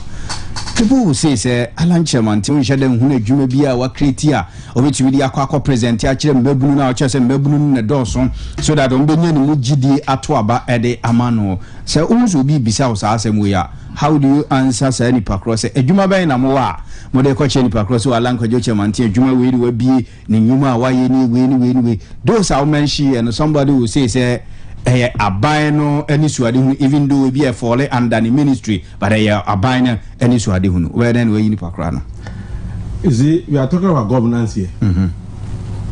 You are not talking about somebody's private business. We are talking about governance. You become president of Ghana. It's your vision as president of Ghana. Yes, Yanka will be a businessman. He's a businessman as well. But in your businessman, there are different types of business. Okay. Alan Chamberlain as a politician, what he had, even before he became a politician, I've told you. The reason why I don't mention the names is that for political reasons, we are not allowed to mention some of the companies. But check the records. Most of the big companies in Ghana, almost for Empretech. Check the records. And I've given you Kasapreko as one example. Do you know why I mentioned Kasapreko? Because Matisse Alan and Kasapreko da. Okay. And I'm saying that 1G1F, in Juma ye baby, President Akufo-Addo, the Numutu, Waka, baby Obakabia, even the vice president, a day a by election. I saying this by only produce only 2 factories in 8 years. By here he produce over about figure and under whose ministry. And I'm saying that check Alan Chamberlain. You see, check the person's record before he came to spotlight. But before Obertuasono, say Ebia, under your ministry, you are able to create human where that do you consider that one as your vision and answer? Because also a governance or a bino, like I say, a buy and a bino, a cophobibri. Okay, TBA and cophobibri and issue adihunu, but personally, who an issue adihunu, vision or Odia create human or him. Okay, question a BBC. Oh, yeah.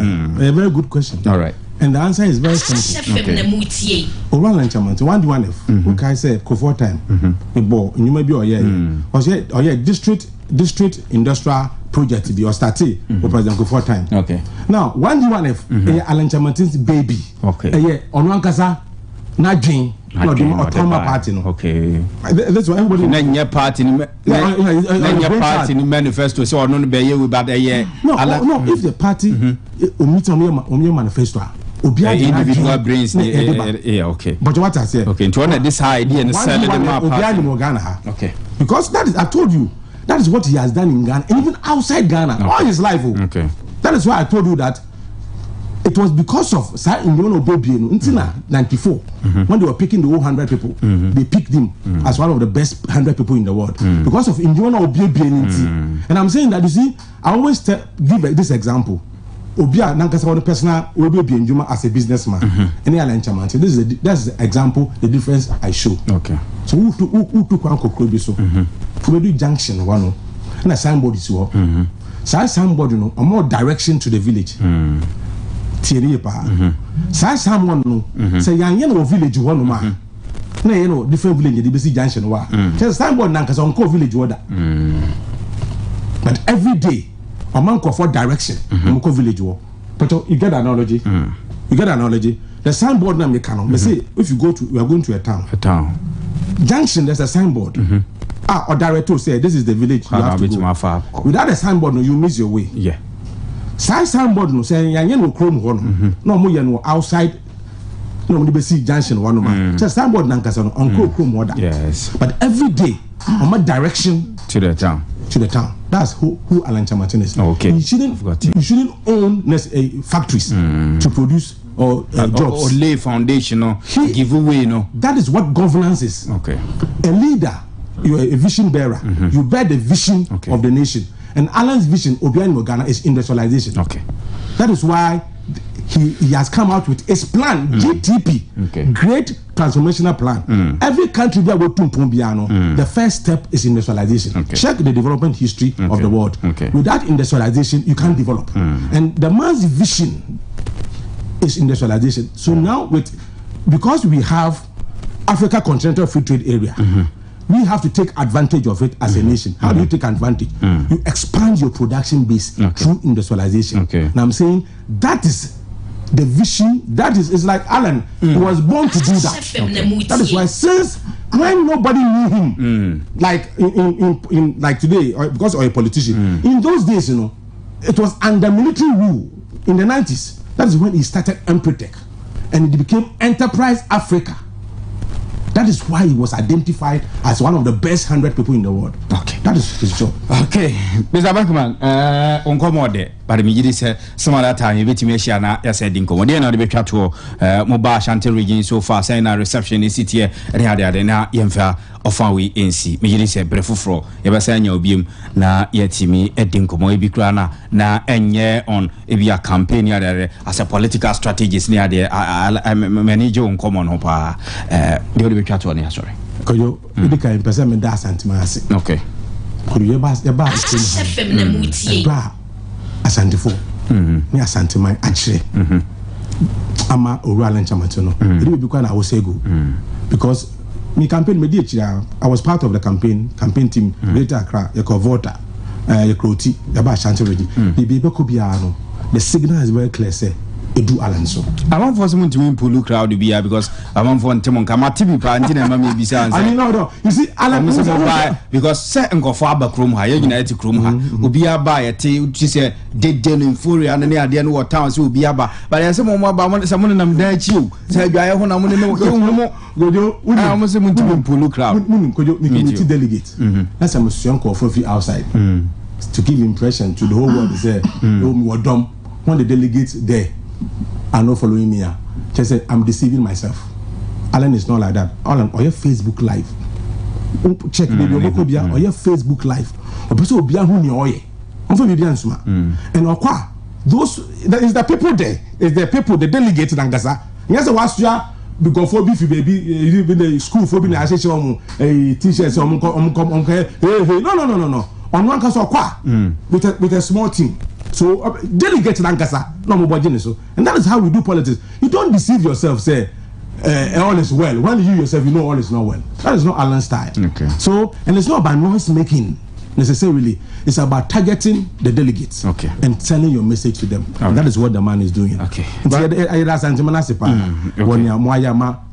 see, Kojo, Papa. I mean, he's a distinguished and Ashanti man. Okay. It's a global icon. Okay. And Ashanti man, as a papa will fear. Oye. Okay. Ashanti, as a papa will fear. Eye. Tumuboha boha. Medas. Honorable E.G. Bachman, a political analyst and strategist, Alan campaign, Anna and Nedin Common. I was a nine homra na Yamatwa. So Yaba, Era Silas, Dr. Silas, I see you do. And so ha afi na nation and so babe kan hona afi yetimi edin ko ntia na homra sisi ya na afi yemra meto dwumedie no so.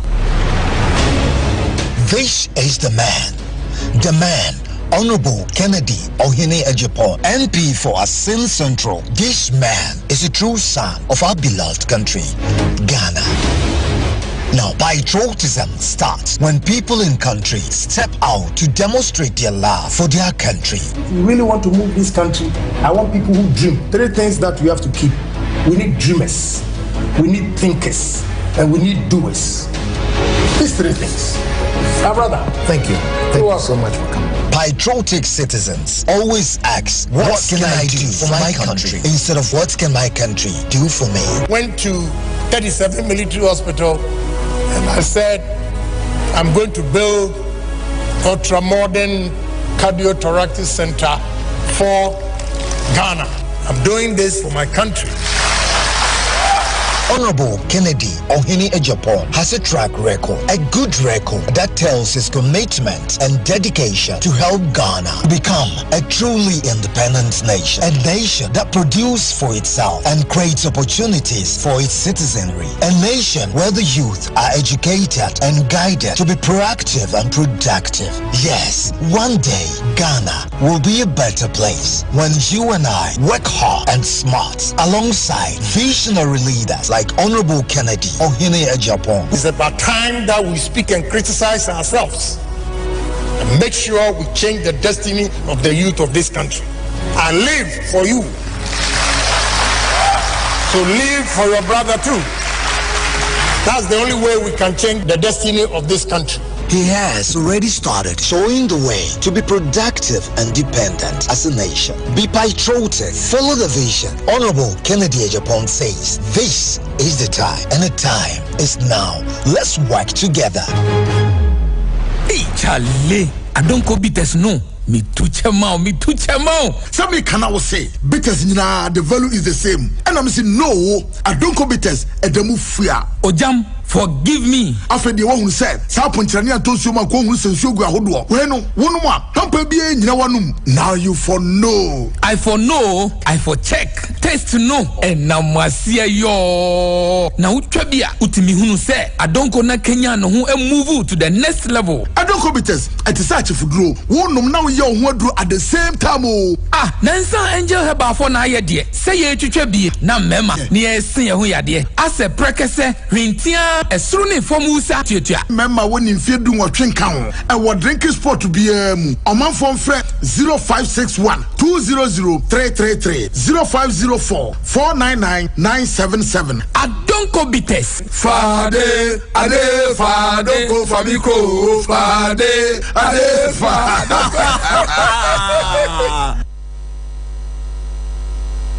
I don't go attach, and I say then attach, and I say that I don't go ginger, and what a wine. Ginger, and what a wine. Oh, jump tea. Attach any ginger, ya combine it. I don't go attach ginger drink, no. And I'm hano the volumes, hano. Eh, no, say it is all the tune. If you say I don't go attach ginger, no. And sir, I don't go bitters limited for NA. I don't go attach ginger drinking. I call only 20%. Num no yansem. Won ton manipa won di fie dum wotwe ensese opem for nom we dia ma ye ni mari nyina ntwumom se I don't go attach and yate dan attach I don't go ginger ye ni what wine I don't go FDA ahwehwe sa edwadie nkrato mu agye atum se ye abuna for resource ni bra na me hwe daddy me patch that table ne so me basisi a she what pen terms and abra one sam pass no eh she me kan you awurade time ya me be ya tronso here one pass me feel for be for asa kan won bi okay we nya be for asem kope past questions yeah best brain publications limited for actually be man obetine takura next time best brain publications for pasco ane me wo ba no kwa ya de kakra me ba no ntwatew ah ene me koto best brain pasco be man suaye ene wo twa wo university o na subject ni na one said anya di o don't worry ya best brain pasco no wo wasante mathematics, science, RME, English, social studies, wow, best brain, enti, eno bonambra nesesa, wo twa no wan twa na waro wara. Fra 050-7200-200 and 0241-520-946. No kope bitoma won. Dinner screaming all the way at the baby jaso. Me dead dancer. Dinner screaming. Oh, Benuma, when you matter what to be a dream. Dinner screaming. Emma Wahukeka dancer. Dinner screaming all the way. Dinner screaming and Papa Abijaso. Aqua crab in the room. What to pull away? Only a woman to make a CBA. Dinner screaming. Only a no be a can for a boy and Mutonto Cassa. Dinner screaming dancer will be and Krakopomo Yawa Amasamai. Yaben banner of grace as well. Open a do what you are. I want you run about. So now kitchen at Diababa Hospital. You please also Afro Quanta bus stop and then Yamia do be brave. There was 0594 40 4101 and 0542 070 686. Dinner screaming. Open the man in DM. Dinner screaming. Alcoholic beverages, papa. Dinner show, papa. Maybe for you to say, a year and Quadami appeal for 80 minutes. Okay, Ash 101.1 was so short. Keynote Friday edition. You go so some na yasum ye. Yedin koma edikan. Yansan konafi yenin koma etosu emu. Odu adwenche DH o YouTube na ohwehwe Ash 101.1 and as Ash FM TV a. Pacho ubehu ye hona odu adwenche ato ebekin kan ede amao ewo yedwumedie eso.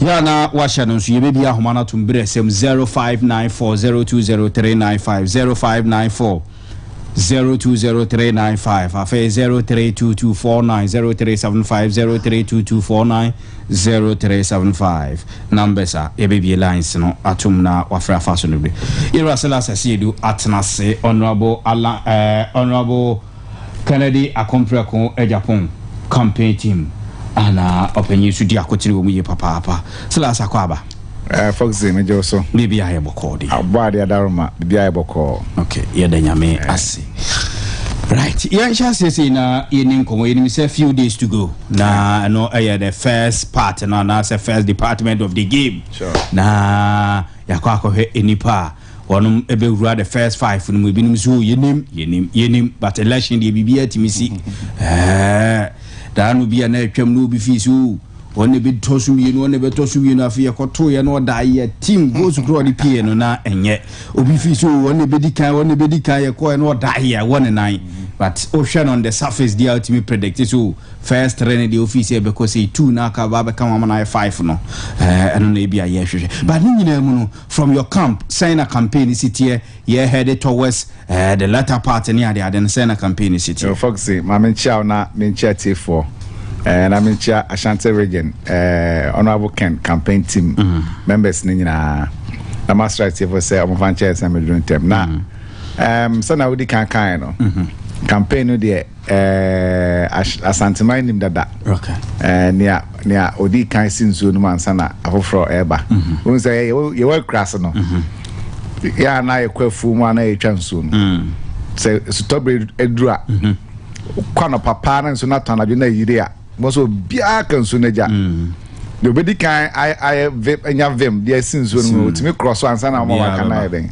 sa na no aboken campaign akoye ha na ye bia no unso bi ye bia na de honorable Ken na omoye bi na sana say niema akodru no super delegate conference no nyame adomo a bosumi nwotwe ye omu yi ene de to so aduonu nsia 26 August and as elections be ba so no penyifo na party no mra no mo kwan so mo nkoto aba na bi e sha say free founding fathers na ba council of elders national level na regional level na ba NEC na ba former party executives na ba MPs na ba constituency chairman na about regional executives na fen so ministers are when say omunya MPs omukran PP party card nti wo come nyina abomu a omoye ahankron eche aduasia 960 na ekoto saba no so musapa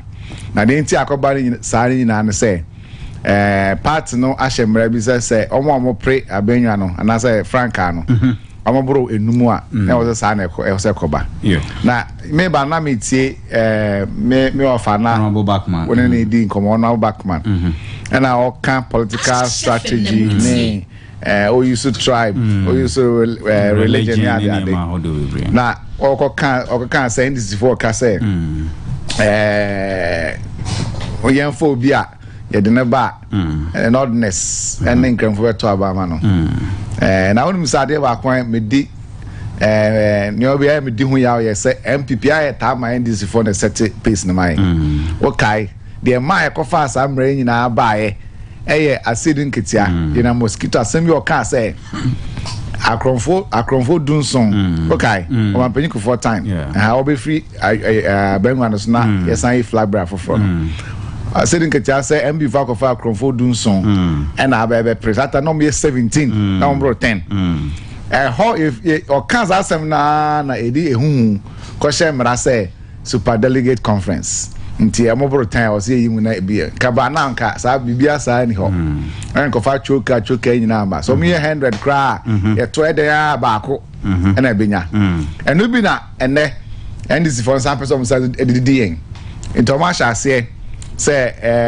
MPP yen person mu for asem enya no kre into mo say you use esem for as vice president and running mate na ewia ni ato matwene unze aise kotokone has ekobobo na sana esido ekotoko yi na kotoko coach say match ekobo yi de me players na me do me bono me nim player me mfa ne monti has coach be player mame and I say yenya penalty na kotoko coach say me nim player me dem be penalty has coach o be yi me am player ba kwa me ne ko penalty na be bo ame what be abakosem da sai bi na NDC and the MPP for ne akasem na to MPP for trim na empenyin for chochoro nyina GD ne edi akire na ye tribal politics ye religious politics emfa shame MPP emfa shame o my Ghana ba bi ye dro no ye be say ye kama eto delegate especially super delegate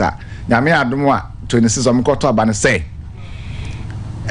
Ghana for na MPP party no esum pacha what I say ofa MPP party ni nyina ya omo amoto abane yi de obe kra franka no ye nyina twemu e kan kosi 200 and 208 or 200 roughly 230,000 and eto saba no now we fa MPP for nyina ya Ghana ha eto abama o mampanyin for 2020 no na 6 million and I'm boy ti e ka MPP for pa around 6 million sa 6 million na MPP for no ye sum o man Ghana ti ya to abayi en frank atufo awie no afi na de Ghana for so pe no ye ba be hwem ni ato abayi no eno na ma party bitimi lose power paja what I say nti say MPP for e koyi frank atunia e was say di kan tie from aye Ghana for no de omoka na me nua utisi kromu a ena me mebra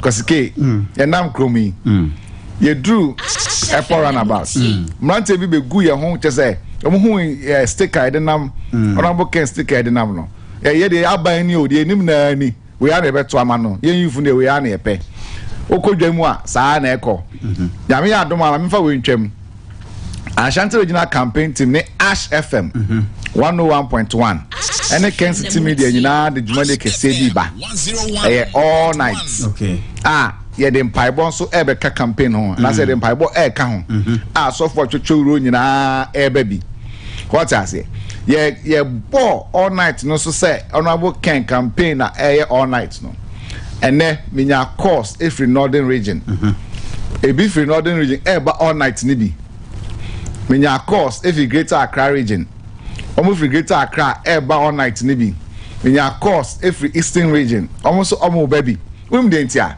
and someone Ghana for kano into say haban monokra na be draw na bo Ken photo di atoso a etito for ma no bi fa so what I say to no bo Ken no senior Ghana for si agitwi no e was sa na MPP pay for so ye den e to abama no na campaign no den ye kan honorable Kenyuma waye na ubisa me honorable di kan kasa and say nyuma ben na ye be heso di ato abama openya odinachi or a nice man nice gentleman but yesusu an yes Accra when you know be talk no ona ma no bisa tie bo na nyesa na say o nyaka obetimi atono kire say da mre na ka tie dada ne ne etwie takro onya obetoka no usano obisa ka tie bo what I say and I say ye be show man kesi uso ananya sa ha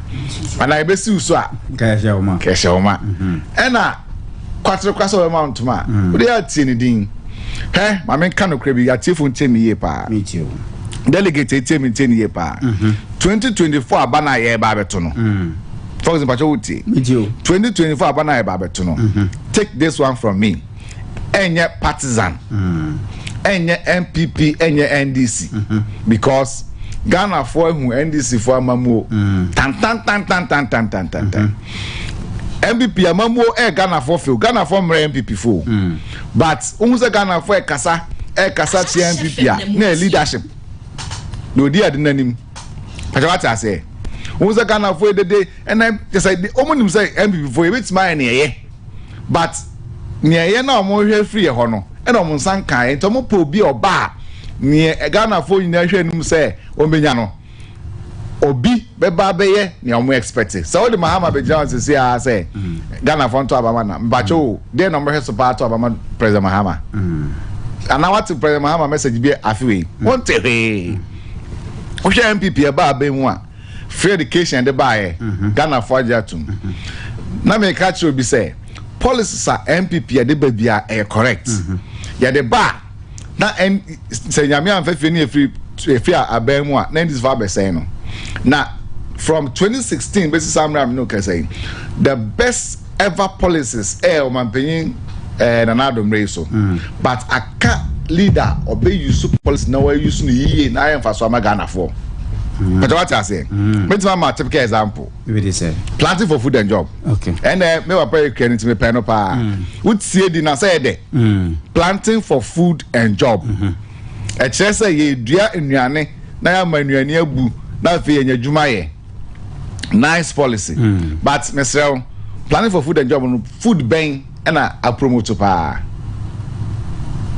FOXZY own food planning for food and job are promoted pa dear when share body ba na minim se body ka ho a body na den e ka bi ka bayre enu na me say ebe champion pa so kai agric minister me ntwin na me mfa na nim nya from adaroma me bo ne dey na dey aka asem because me onye me target but me fa policy na me dey aka asem yes say o ka chem say we planning for food and job wa Ghana ha body HFM from Hakra na ututu we ties no baako na onya ba bi adote na the body si a ebe so am otwa te body enye ai aduaba mfa say ho odin o Ghana te na planning for food and job no ye pe bibi te say emo unse mo ye kra pa local rice crab board din chem wa ye kra adentia because enoso enye common te kakra omutimi do no mo bre obi odua ontimi ontwa do so otwa enti wo for planning for food and job unya leader oye leader power ti ne oye na se pa se president a obefa product bi say emo no ama emo aye common okay na ama Ghana for nya mo timi ato airfo me the example over a product bi say wheat me sure say Ghana ha won sase a unya researchers papa o metimi a try wheat ama na ye amo atwa wheat am na because do amo ye wheat and mo nyina use the same climate now trading but what I say and a leader or da or so dae over agriculture or over industrialization na practical ones and your book industrialization say me industrialization or no practicalize it be for instance honorable Ken the honorable Ken as someone ejuma honorable Ken and as a Ghana has sector bi abefa bi honorable Ken ho bon ho yemfa agric oko atiba mantin se sia me no kase ya politician ben na o Ghana ha o NDC o MPP CPP a wetumi afa Ghana product back to se banchi no no adua odua wie ya na we see a home factory kwa agric ba bi o de nam oko achima kwan ma sisia o pond wo ho say fish farming na we create lake artificial lake bear 5 ponds 1 kilometer each at the Hoyantam I nam gum practical agri this is we minister of aqua fishery and aqua what do you call it aquaculture when I hear Ghana yenam any so na sabi ebisa say pond e wo hina want me anchira Zaza, what is fish farming? Now want me go define this say what is fish farming na oh mo be che sadi pa kono say want me your president say who diga na for bro ko papa ya kan ho asemi onye minister of fisheries and aquaculture no oku atwuma kwa me da ho ai nam wom wa practicalizer man na me wom ye bie so kire wa ye mbehyew we nye obi fie swimming pool fish farm ya sam ne ye kan we two form amanso be ka say obo ade ne boy nso do da ho we da we fish farming no ye ho no free ho no wi a around ho na no so person odua ntosa o nso de be guso to 24/7 all year round obitima farming that was the idea of the SRD. Now, over industrialization, the largest steel factory I Ghana high Ghana in the owning no Canada pond there. The home ball, what I say, over education sector, Oko ascend dumpima since obey MP since 2000, 77 schools with on one sika education home ball. We infrastructure with education yeah free one more. Individuals are on one the bottom sika more scholarships.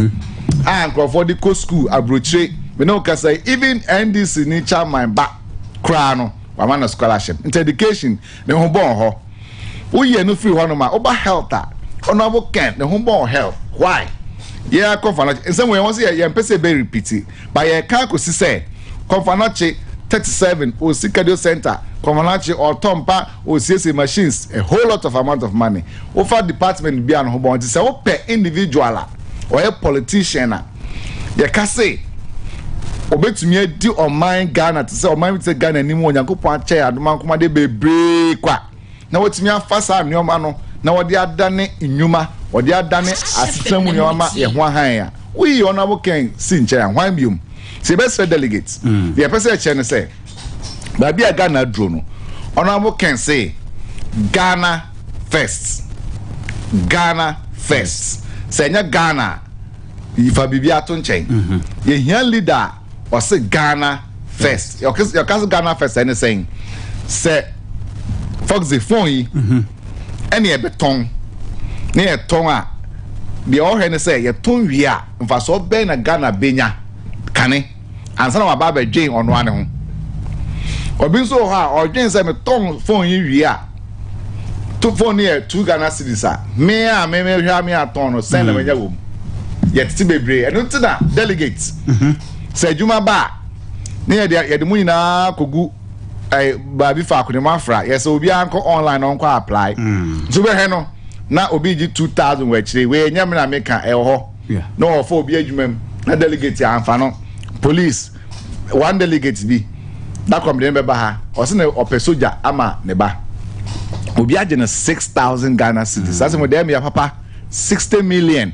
so the ban be soldier sikanashi also metu 12,000 na onya 66,000 equity skana eno ama ne ba soldier so abono ono wo kere Japan say bi nsi na breast say MPP flag bearer because obi adwuma no a delegates who deserve so onya adwuma no certificate who deserve so ya for adwuma mu nya say e bia certificate nko a we artisan worker carpenter masoning who deserve say adwuma na o de be ma na waye na watumi anya bi di asom party wonya bi di asom oman afa adwuma obebie no obi enwuma na Ghana youth no anya adwuma ye aban dia ba FOXZY yeah it high comparisons be and this for ba ma create 1 million jobs but 1 million jobs na we hin you hu baby e na MPP yes ba ya create yeah and this for create 1 million yeah create 4 million jobs na ye dey go be pass na go gina parliament ya keka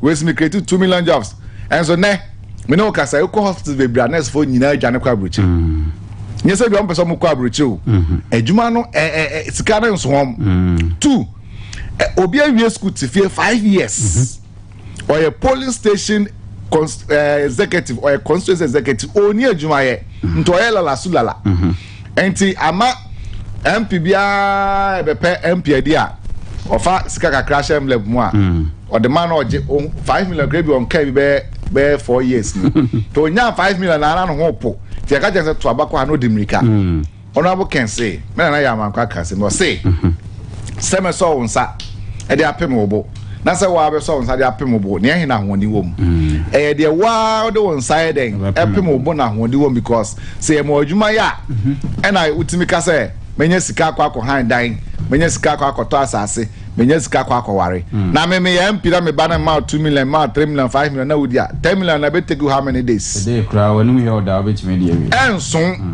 na what the full car kra dey na wo mobo wo fa ha 5 cities wo full ha na dey ya Ghana ha pa indiscipline na kan asem no mate for no me kwa no so ade asan obefa sope ka abefa na bia 4 cities no we do no to be about 24 cities.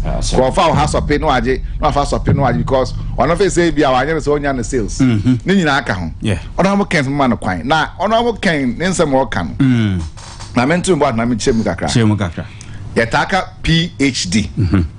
Patriotism, honesty and discipline. Patriotism na kire say wo odo e ma wo man Ghana.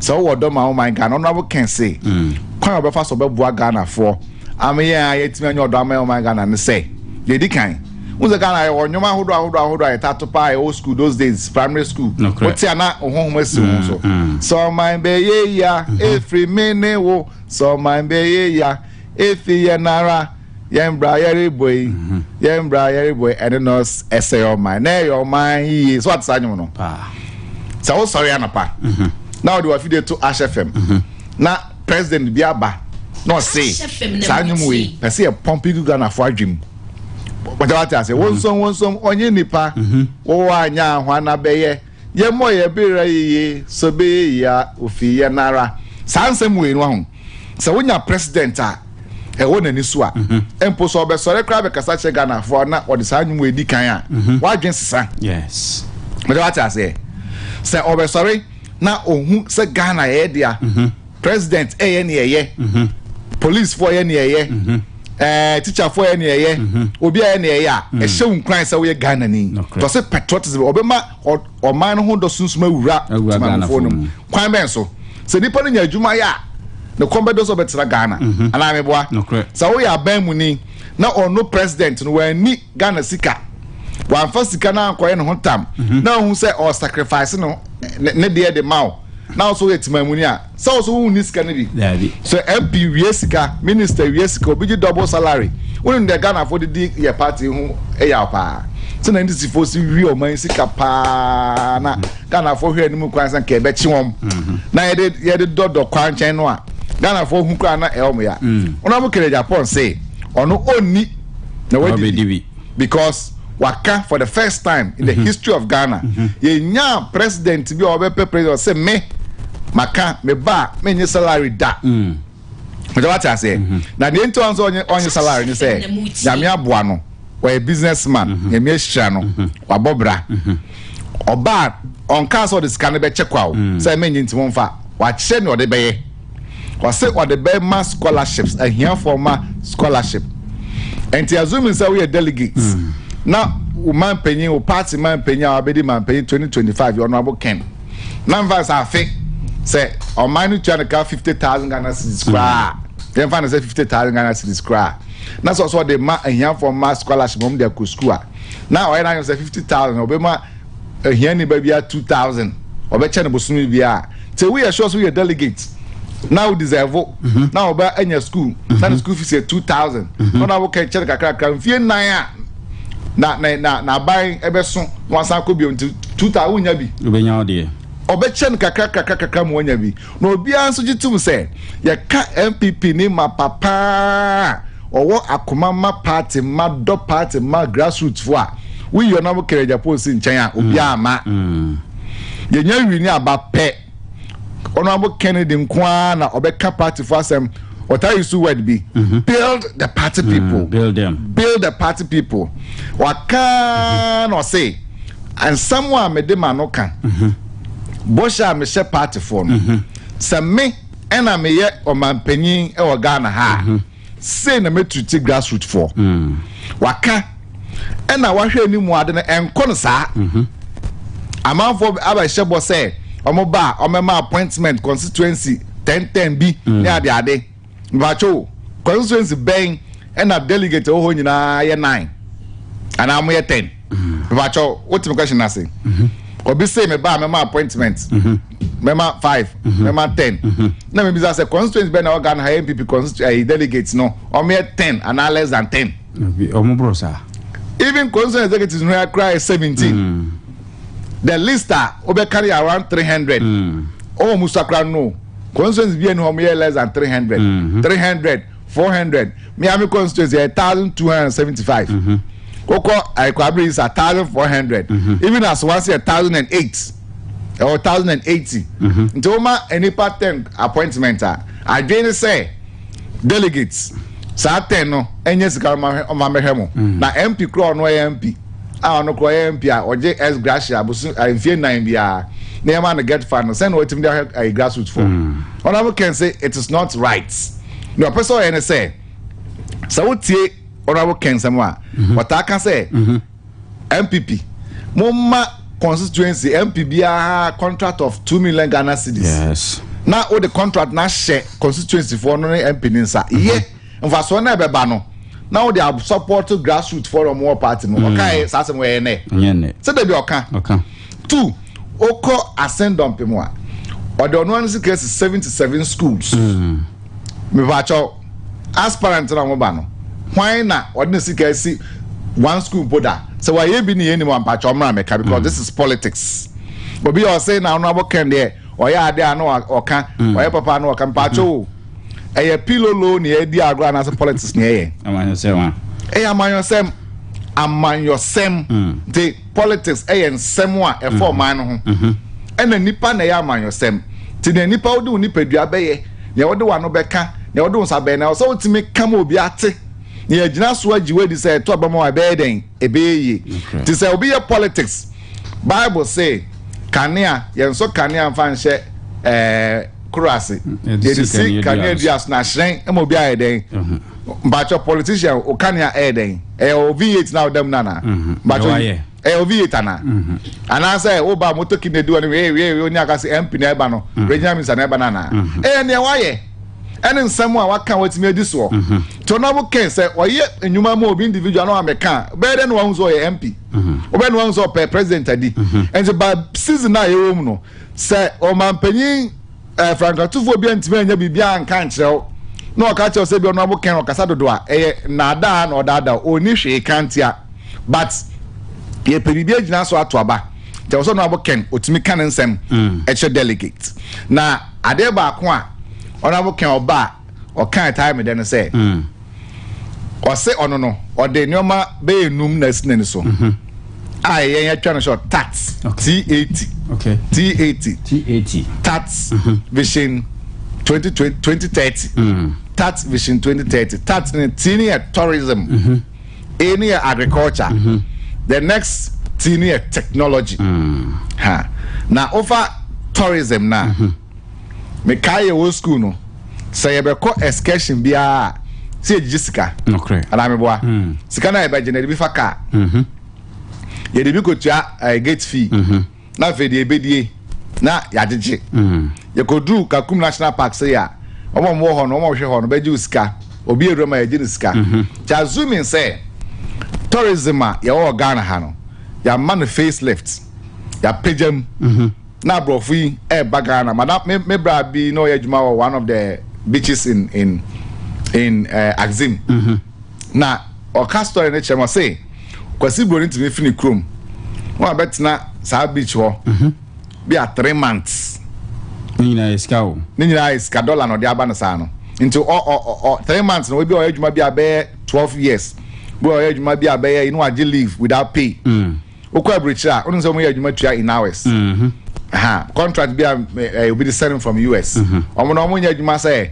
me ba juma na me ba juma wa ma juma me tua ka o omo no o ba juma na ye tua ka in hours wa ma juma china obi a me bisa o ye tua ka but what I say okay to no ye juma na no nya sika na office wa bre a no about se Ghana abagina home abagina obi a 3 months obi ti me di Africa 1 year onam sao no kono ba na tourism no ofa lake say o Ghana ha ofa bit say lake Busumtwe okwa ahwe ni ho na say na say individual be ya kakra bi si ho okọ Oti region lake Oti no the honorable kem ko transa hu yeta na un say artificial enye sa nyame ye no artificial eno ana nsuo ni yiri ayi na kriti na omde wo bi to na ayi lake da hosa no o say nioma o Ghana tourist site o Ghana say utimi ayire ho ye tourist site correct one abrof na e ba say no a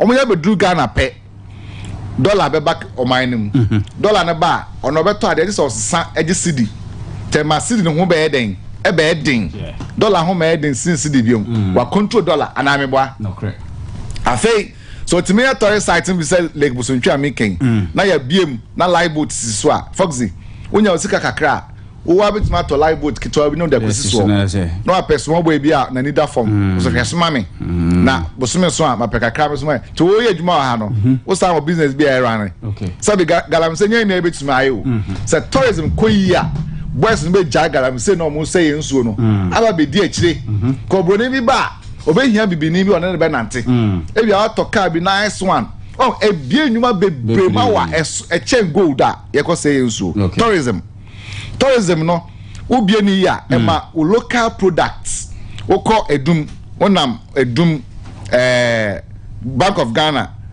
kwano so say omoton African West sanoma yeah so yes abrofun na beto sanoma ne pa omo ba say ya local product yeto local foods yeto nioma ye African oriented abrofun ba omoto de ko e ma business ekoso no be fa agric o say ya man kwan a no be Ghana man penya o be mechanized agric projects okay enye board sem enye buy sem say odua emo a ayemo odua aburo na owia o de ho factory ai den account na so call Upper West o say o hene ne man asase o be ye aburofuo owia o de factory be produce corn oil okay aka ho say na why bi wa table amanten a o de produce cassava starch ya ene o credit coverage or this coverage sa no man o ba be o can send me now dana no submitting the form no say over gold ahunya dey like afefe dey gold is a luxury gold unya gold shen dey be chain na amanfa to na boarding but over cassava it's a banchi hia dey a necessity was gold afefe dey kube necessity adentia enioma e betimi anya fi kube mu no e does sing de obinya free gold mu ye mu do say na gold hu ne ma we fi chain credit to your corner watch e do hu paint ma paint say gold enya gold was no be gold watch enya gold watch but utimi ye na kube e hu no crowd dey plywood a table a otiso e dem kube o table a odiso o dining hall e kube a whole lot you can see e kan e doso to onamu kan vision e kura no for Ghana okay now we in Sanema Kenya area before be time some question say politician there sa ma be kasa so muntimi ye now nim difference no because Asante Achima go no we be some question me say Ghana your presidency no ya domi akonya na because also be abetan so a shebo sa muntimi ye na ka just Ghana akonya no me no now nim difference no difference ni suban okay Ghana ha oka politician wo suban oka politician a wo suban a enche kra rapport na fa oka politician wo suban a obetumi adi Ghana kunyan sama sa de na asa aye bro so Ghana kunyan de otan so a na wo suban say no e no aboken okay because no say hwe ne track record a ne no credit wa o start kan no kranya no wo yenta no suban e na papa no ade or a businessman. Unzo wa any business since 80s. 80s na wa na man penyin. Na ye Rollins. Ba say o fa Kwame Nkrumah mo bakra na. Rollins na beje akonya no tena so. Rollins na sa abre no. O enchanting I the board dance go stone. Na on ton na the ababi seals no abrim wa na wasesa no aton. No or ton because of and Ghana business be break off from. Satan no abo Ken or he was in business.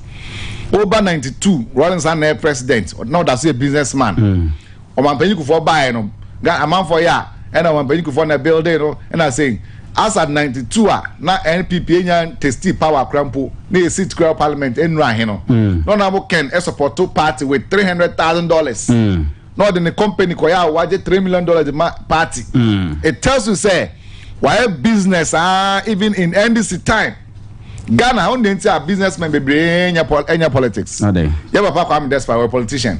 Or a businessman.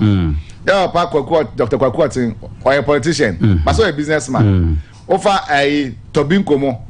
Omonya businessman. Omo to politics. No for Zoom Lion on your businessman. But me politics. So many businessmen enter politics because so you and him say politics. Now we need any a day one kind of crap. Oh, boy, I want me surviving. But look at Honorable Ken. Businessman, watching abroad since 18 years as a businessman. No, we're just so basically now, no, can say, no, how a politician now. What could the MP or the MP, yeah, what parliament 23 go 24, 6 times, will be a contesting. The politics now, and also FOXZY.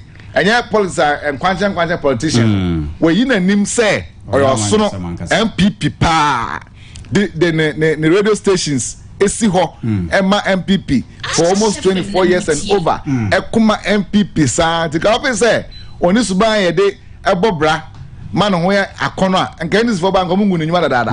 But any siba ho MPP ba ho e no say mon fa Ghana and shemensa na Ghana resources no me fa mebie nyuma na Ghana mrante nya adwuma na Ghana tena enya kono. Enti FOXZY will be samia in fact delegates your chairman for various constituencies your Kotoyigu form your Pamacho your Nyamidin Pamacho super delegates conference about 6 August no me dem maka say obi bre osika say je na kotwa chairman wadaroma wo de jisika no sika no de wo de ma no anye kra na sabe Obefa say odi abrel nipa be du na eko omnu say chairman vote e baako omnu say we constituency chairman baako pay ni mienu bia no abrel 10,000 o do abrel 1 cedi o do abrel 5 cedi so woji a wo de afa politics mu kwa na politician bre osika say gine koto aba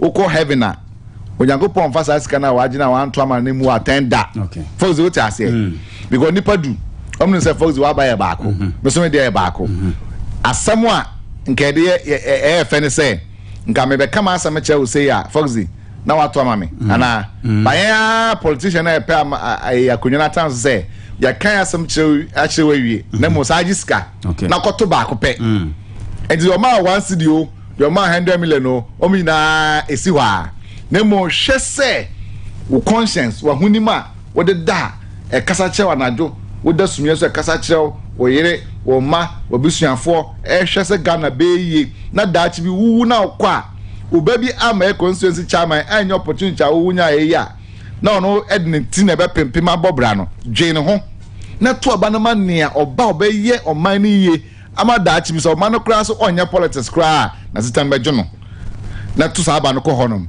na sa aba no na 26 mo kwoto sika bi obi dia bre obi a ya kyede fa Nemo emasika no influence with decision kwato abapapa na wo to a tuma Honorable Ken na one is Honorable Ken number 1 I was super delegate no correct na awade esi ye no say oyi number 8 omudi kan balloting the obedi kan yi kane for positions no omuyi ye no Honorable Ken ekoyi number 8 nya o say breaking the 8 no ono a na gina no so na omuyi wie no number 1 koyi ye number 2 koyi ye 3, 4, 5, 6, 7 o'clock we no koyi 1. Now I say number 1 to break the 8. Okay. Nyame na hye. All right. Me chat one here all night no. 18 and then no pepper by this time na gospel light assemblies of God the chem so airport and about. And then okay. And then now asori kwanta. Pepper by this time na butu. Ya ne asofo akuku dam and the program no.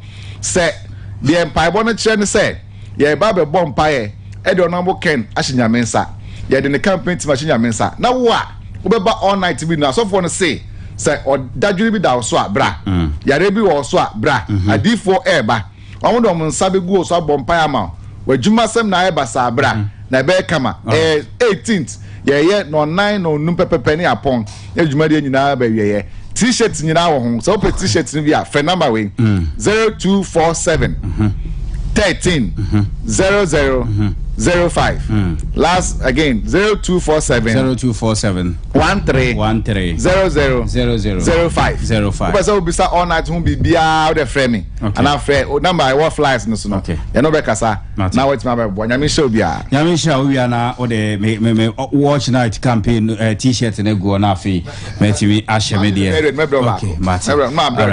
all right me da say 0322490375 goil ekra mu ne de dwumedi ebrew anti ye de na say ma goil so be kofango na bia tonton fango goil filling station ahodo no akoto petrol diesel afri ho na wajo go card register by a member go club members no akwanya say ubenya achede ne ma ahodo bebre Astrolink International do be kwa ma no ne akosua de nti ubezo ko school ama no ne afo ni che Astrolink International na ko ne onyan hihye kuma se mo inside ho the basement ho ana enei ubetumi ehuye na oni en edi enkomo adonko bites sakrogen ajatum open sapapa no menwane adonko bites MJ Electrical the quality cables abedwaso kotobi na fa wire ofie no na ofie no eja ankwanko tomu Medilab diagnosis services officer okoye lab hun sensem bia na do ani ache Medilab sans omo enejira on na so the whole Ghana umpewe na opedien. Good evening.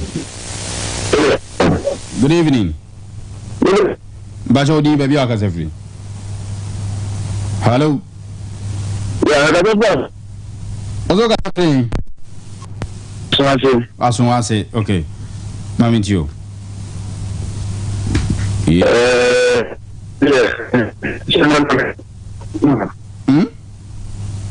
Hello. Oh, maybe our network na enyo. Me to ngapa o. Okay, ane ha mami tio. Hello. Tome me to nkan yankoi. Me. You know that was about because I'm not lying. Yeah, no kweno. What do you mean? Me to nka. No kwena na alan camp no papa no de ba ho no kwena na obekino.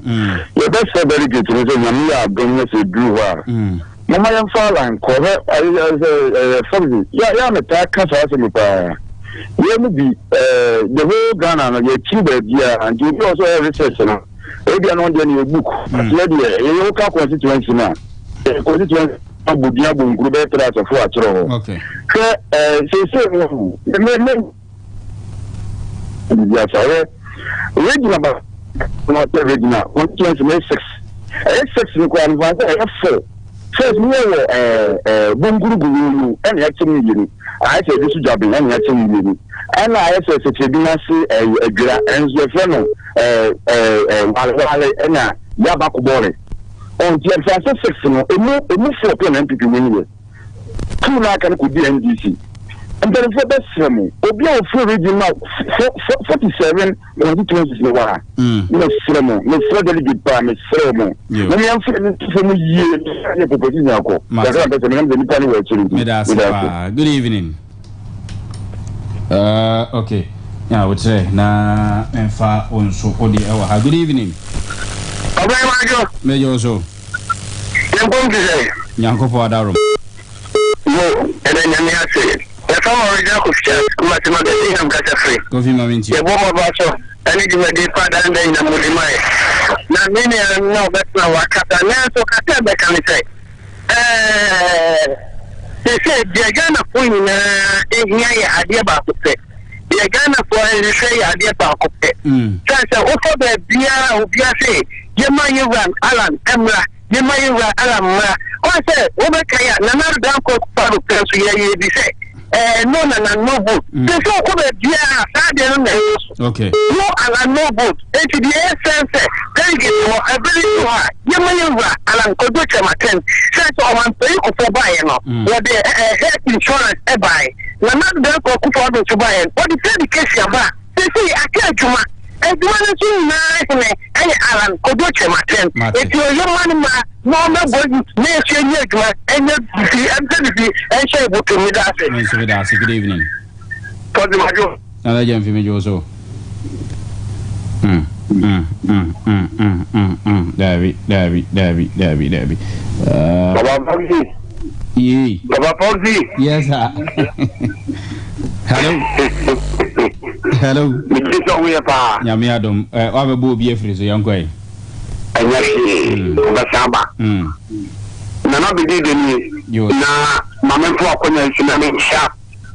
wa don ko ta futan kono wani sadi ko jun kan sama sun kwanta mamin shugina na midiye obia da kanin sam atoni sam sai na o kan ibi be so be ka se kikidie da enya wana ye MPP for lese because ye MPP ni o timi ko kase yanko bia ma yanto ba fansam no anya na ye ni mi se dum ko so aka na me ye mi giri se Dr. Haji Mamadu Bawumia ana ye ni pai de ne kwa MPP ya to na ye beto because de bia me kase obi kase ti ya to na ye nto a ni pa no onye MPP ni mapa because boy wo besum wo be chene bobre about vice president ye dini be di ye enyem popo aba be ye ama party man you opposition we ni obia de na adwe bai onu so di odi bai e be bo me nya tumi e di sani ko we no e de na afi ko na yento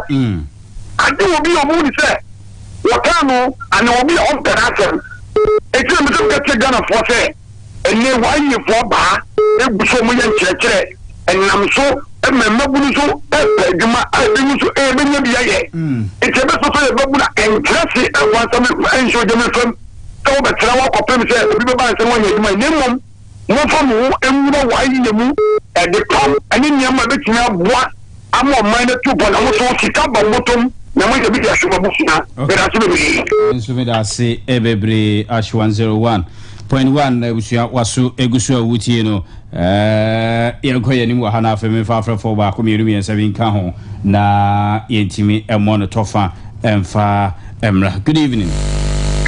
Good evening, Openikase. Amufanie. Welcome. Yes, Mato. Yenkoye. Ufuru ko mde su bi enko na abantu obeka sa sisi ya mebe mame mwana baso na leader form na minti Dr. Mamadu Bawumia Ghana leader so na ade ba ko a Ghana for what say yeshelo so especially delegate and you say we feeder say papa we you were ko for peso you were Bawumia so besi so ni mu ebu ano me economy ni je abaya ye wo mu sabe ni me medikai ni mu ni mode mu awo boy ye ma fe Ghana tumi be ye fiam ye ka bebe afi ya ye ba ye ya ye ma fani se Ghana fo ni la se se economy no ese kura ye wo mo meti ma fe ya hwehwe ni mo se ye fiam ni pampa ye tumi fa ma back because no one is so say very for wo ye best Ghana for say ye oka say ya ye veteran ni ye ve keep ni ne dia ma no ye fa ma Dr. Mamadu Bawumia no be ye medase menso medase ebebre okay ash 101.1 so any good evening when you mean na so mama hwe say ba ko mienu iwura mu ana afi ye chimi aboni nyina tofa but did not scream alcoholic drink na me come for ma open alcoholic drink ya papa ato anoma na okoto did not scream drink ni bisanse bebo drinking sport baby a ubenye bi ato ewo mu na wanonom na kama good evening hello yes bacho din yenya mbomdile nyame adom bacho din o yenya nyanko pante ya Francis Mamitio e boma ba so pa chef mbu ko juma pa mene bi be kasa si se mi de pa ba to ka se mi se o mon peni ko fo ka se o mon peni na dan ko pa do ka se economic ni se ya e o ko fu mi tina ando e no ko e se ma ni la Dr. Bawumia ma e no ko pa but o fa ni se ni na o mi aka ho Okano, it is a delegate from your country. Yama Alan, Emla, no mayor to Mama or my Ghana, no my Ghana.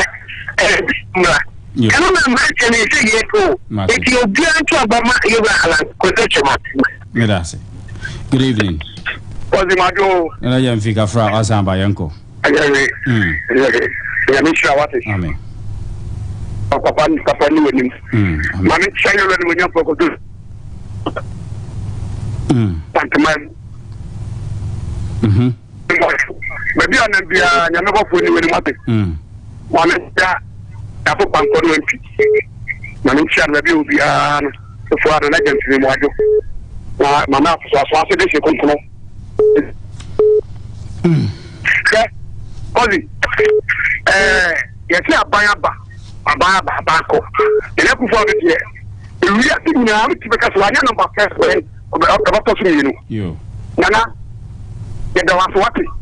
We have to be anywhere in an agency. 70 something.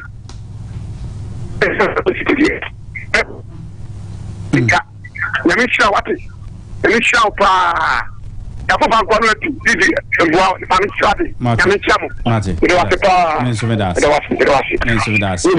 evening. That's all. That's with you. We say, how can be I, but you the honorable candidate, you'll be a canon. Can the top back to be break it now by a normal candidate into Nunoka. Oh, Yamse Obi Asama or Kanyensim, who wouldn't in Yajuna and no Enyensim, Wadaroma. Why? Okay, the Yavana seen be Emma na Yanyani and Collegaza Ventures Croy movie. I feel perfect series books.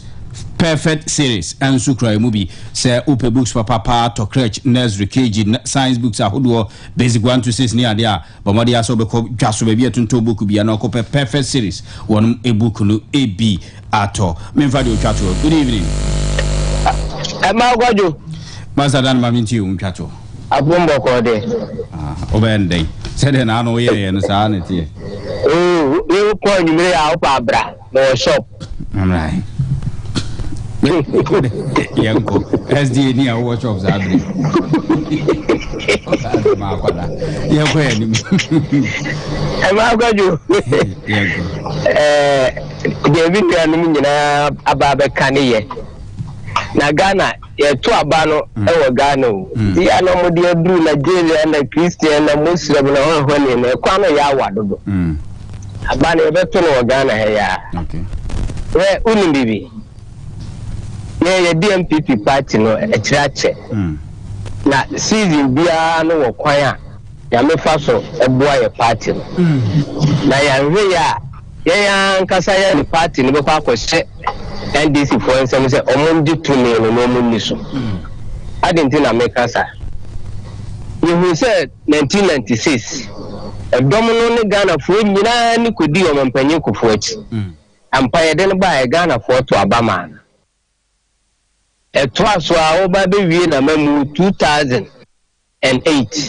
edomni nyina se na na akufuado anye 2012 yakwa bit makasi enwe na niema bi na antutu yi 2016 Ghana fo sori gira se manfo akufuado ama ye nto that time na sa nipa ye omone na nado e contest nyina apart from Kennedy o mu nyina wo eko legon eko bi o mu nyina wo se o mu se amfa na nado dan kwa ama ye nto aba ampa ye piana nado de ne ba 2016 kaka craving kana nado we ne over 1 million votes obi si da ene ede na asia onam kroma so obi ka se on to aba nipa kro onye NDC ni o ye MPP ni straight no ka je so want to aba mo say die nti no ono an party o so want to aba eniema bi a ekoso wo party ni ene niema bi a ye mpanyimfo ni bi ye no enne na abu delegates na bam se aba ne ye nto eno na ye wura Kennedy why ti say David a no wode aduane koma ni nuanom wo sere so menya mi yi no ma okoko ji Goliath no enu bi ni hwan na enum se ye wura Kennedy be sore go ba be president enso na wo sore ye no enne Kennedy wo hia se wode obi adwuma wa ye na be ye ne campaign because nyuma na wa bie no ene niema wo ye ni suban ene na do ye na wo ye no eno na Ghana fo se amfa Kennedy ama even NDC and me the Kennedy bana bo CPC I mean NDC fo mo ba se mo de papa yi ba e beto aba man musa se o me ba me ban twama no musa se serial callers no bi be ka no kra o mo nam kroma why ni ben wo mo bo se ya mfa na ama MPP ya nto aba me na me support ba o me ya committee fan club but the do baby no be to me bow shop be catch us say baby amamu oni ko no aba omi atimu bi ani de se mo san ko yi na ye nto aba no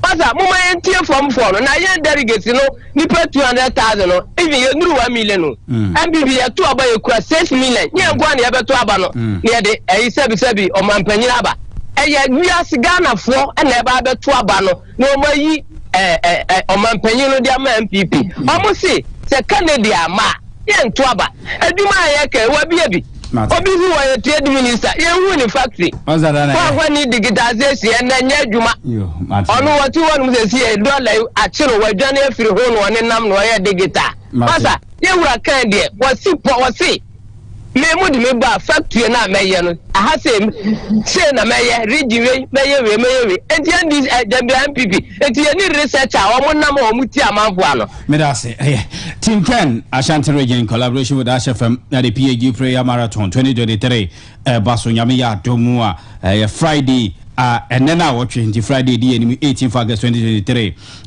Gospel Light Assemblies of God Dechem so ajamutufu bibre Isaiah Kojoampong Minister Joe Buampong, Minister Otega, and Ajumtufu Bibre and Beba. Also, ya brebi, invite you be a special Canadian compra Japan supporters near this will be Amra na Emabon Paye and Famwana in Kunimdino Emra 0241 300 0241 30 00 1 2 3 4 5 6 7 8 9 Akabanabako.